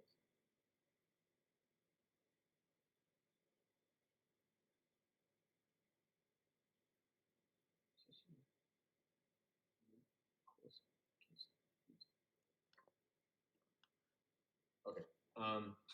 So he responds saying, I believe that this area is not jurisdiction of the High Water Mages, and therefore, if you bring a writ from Argon, or the lordship of the king himself, then I will happily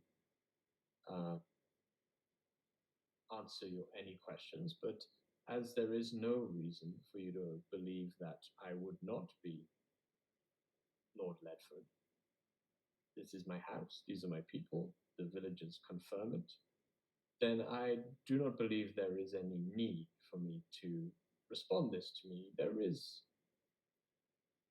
now a hope that I would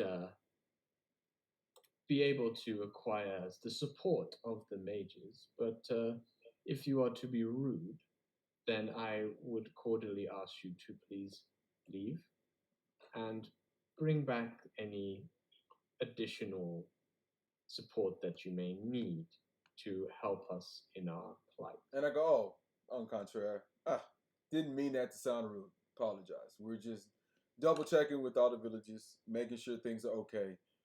We're worried because of, again, you may not know, but in Raviestel, there has been a murder there that has shaken the borders, and we don't know where they went, and the murders have gone.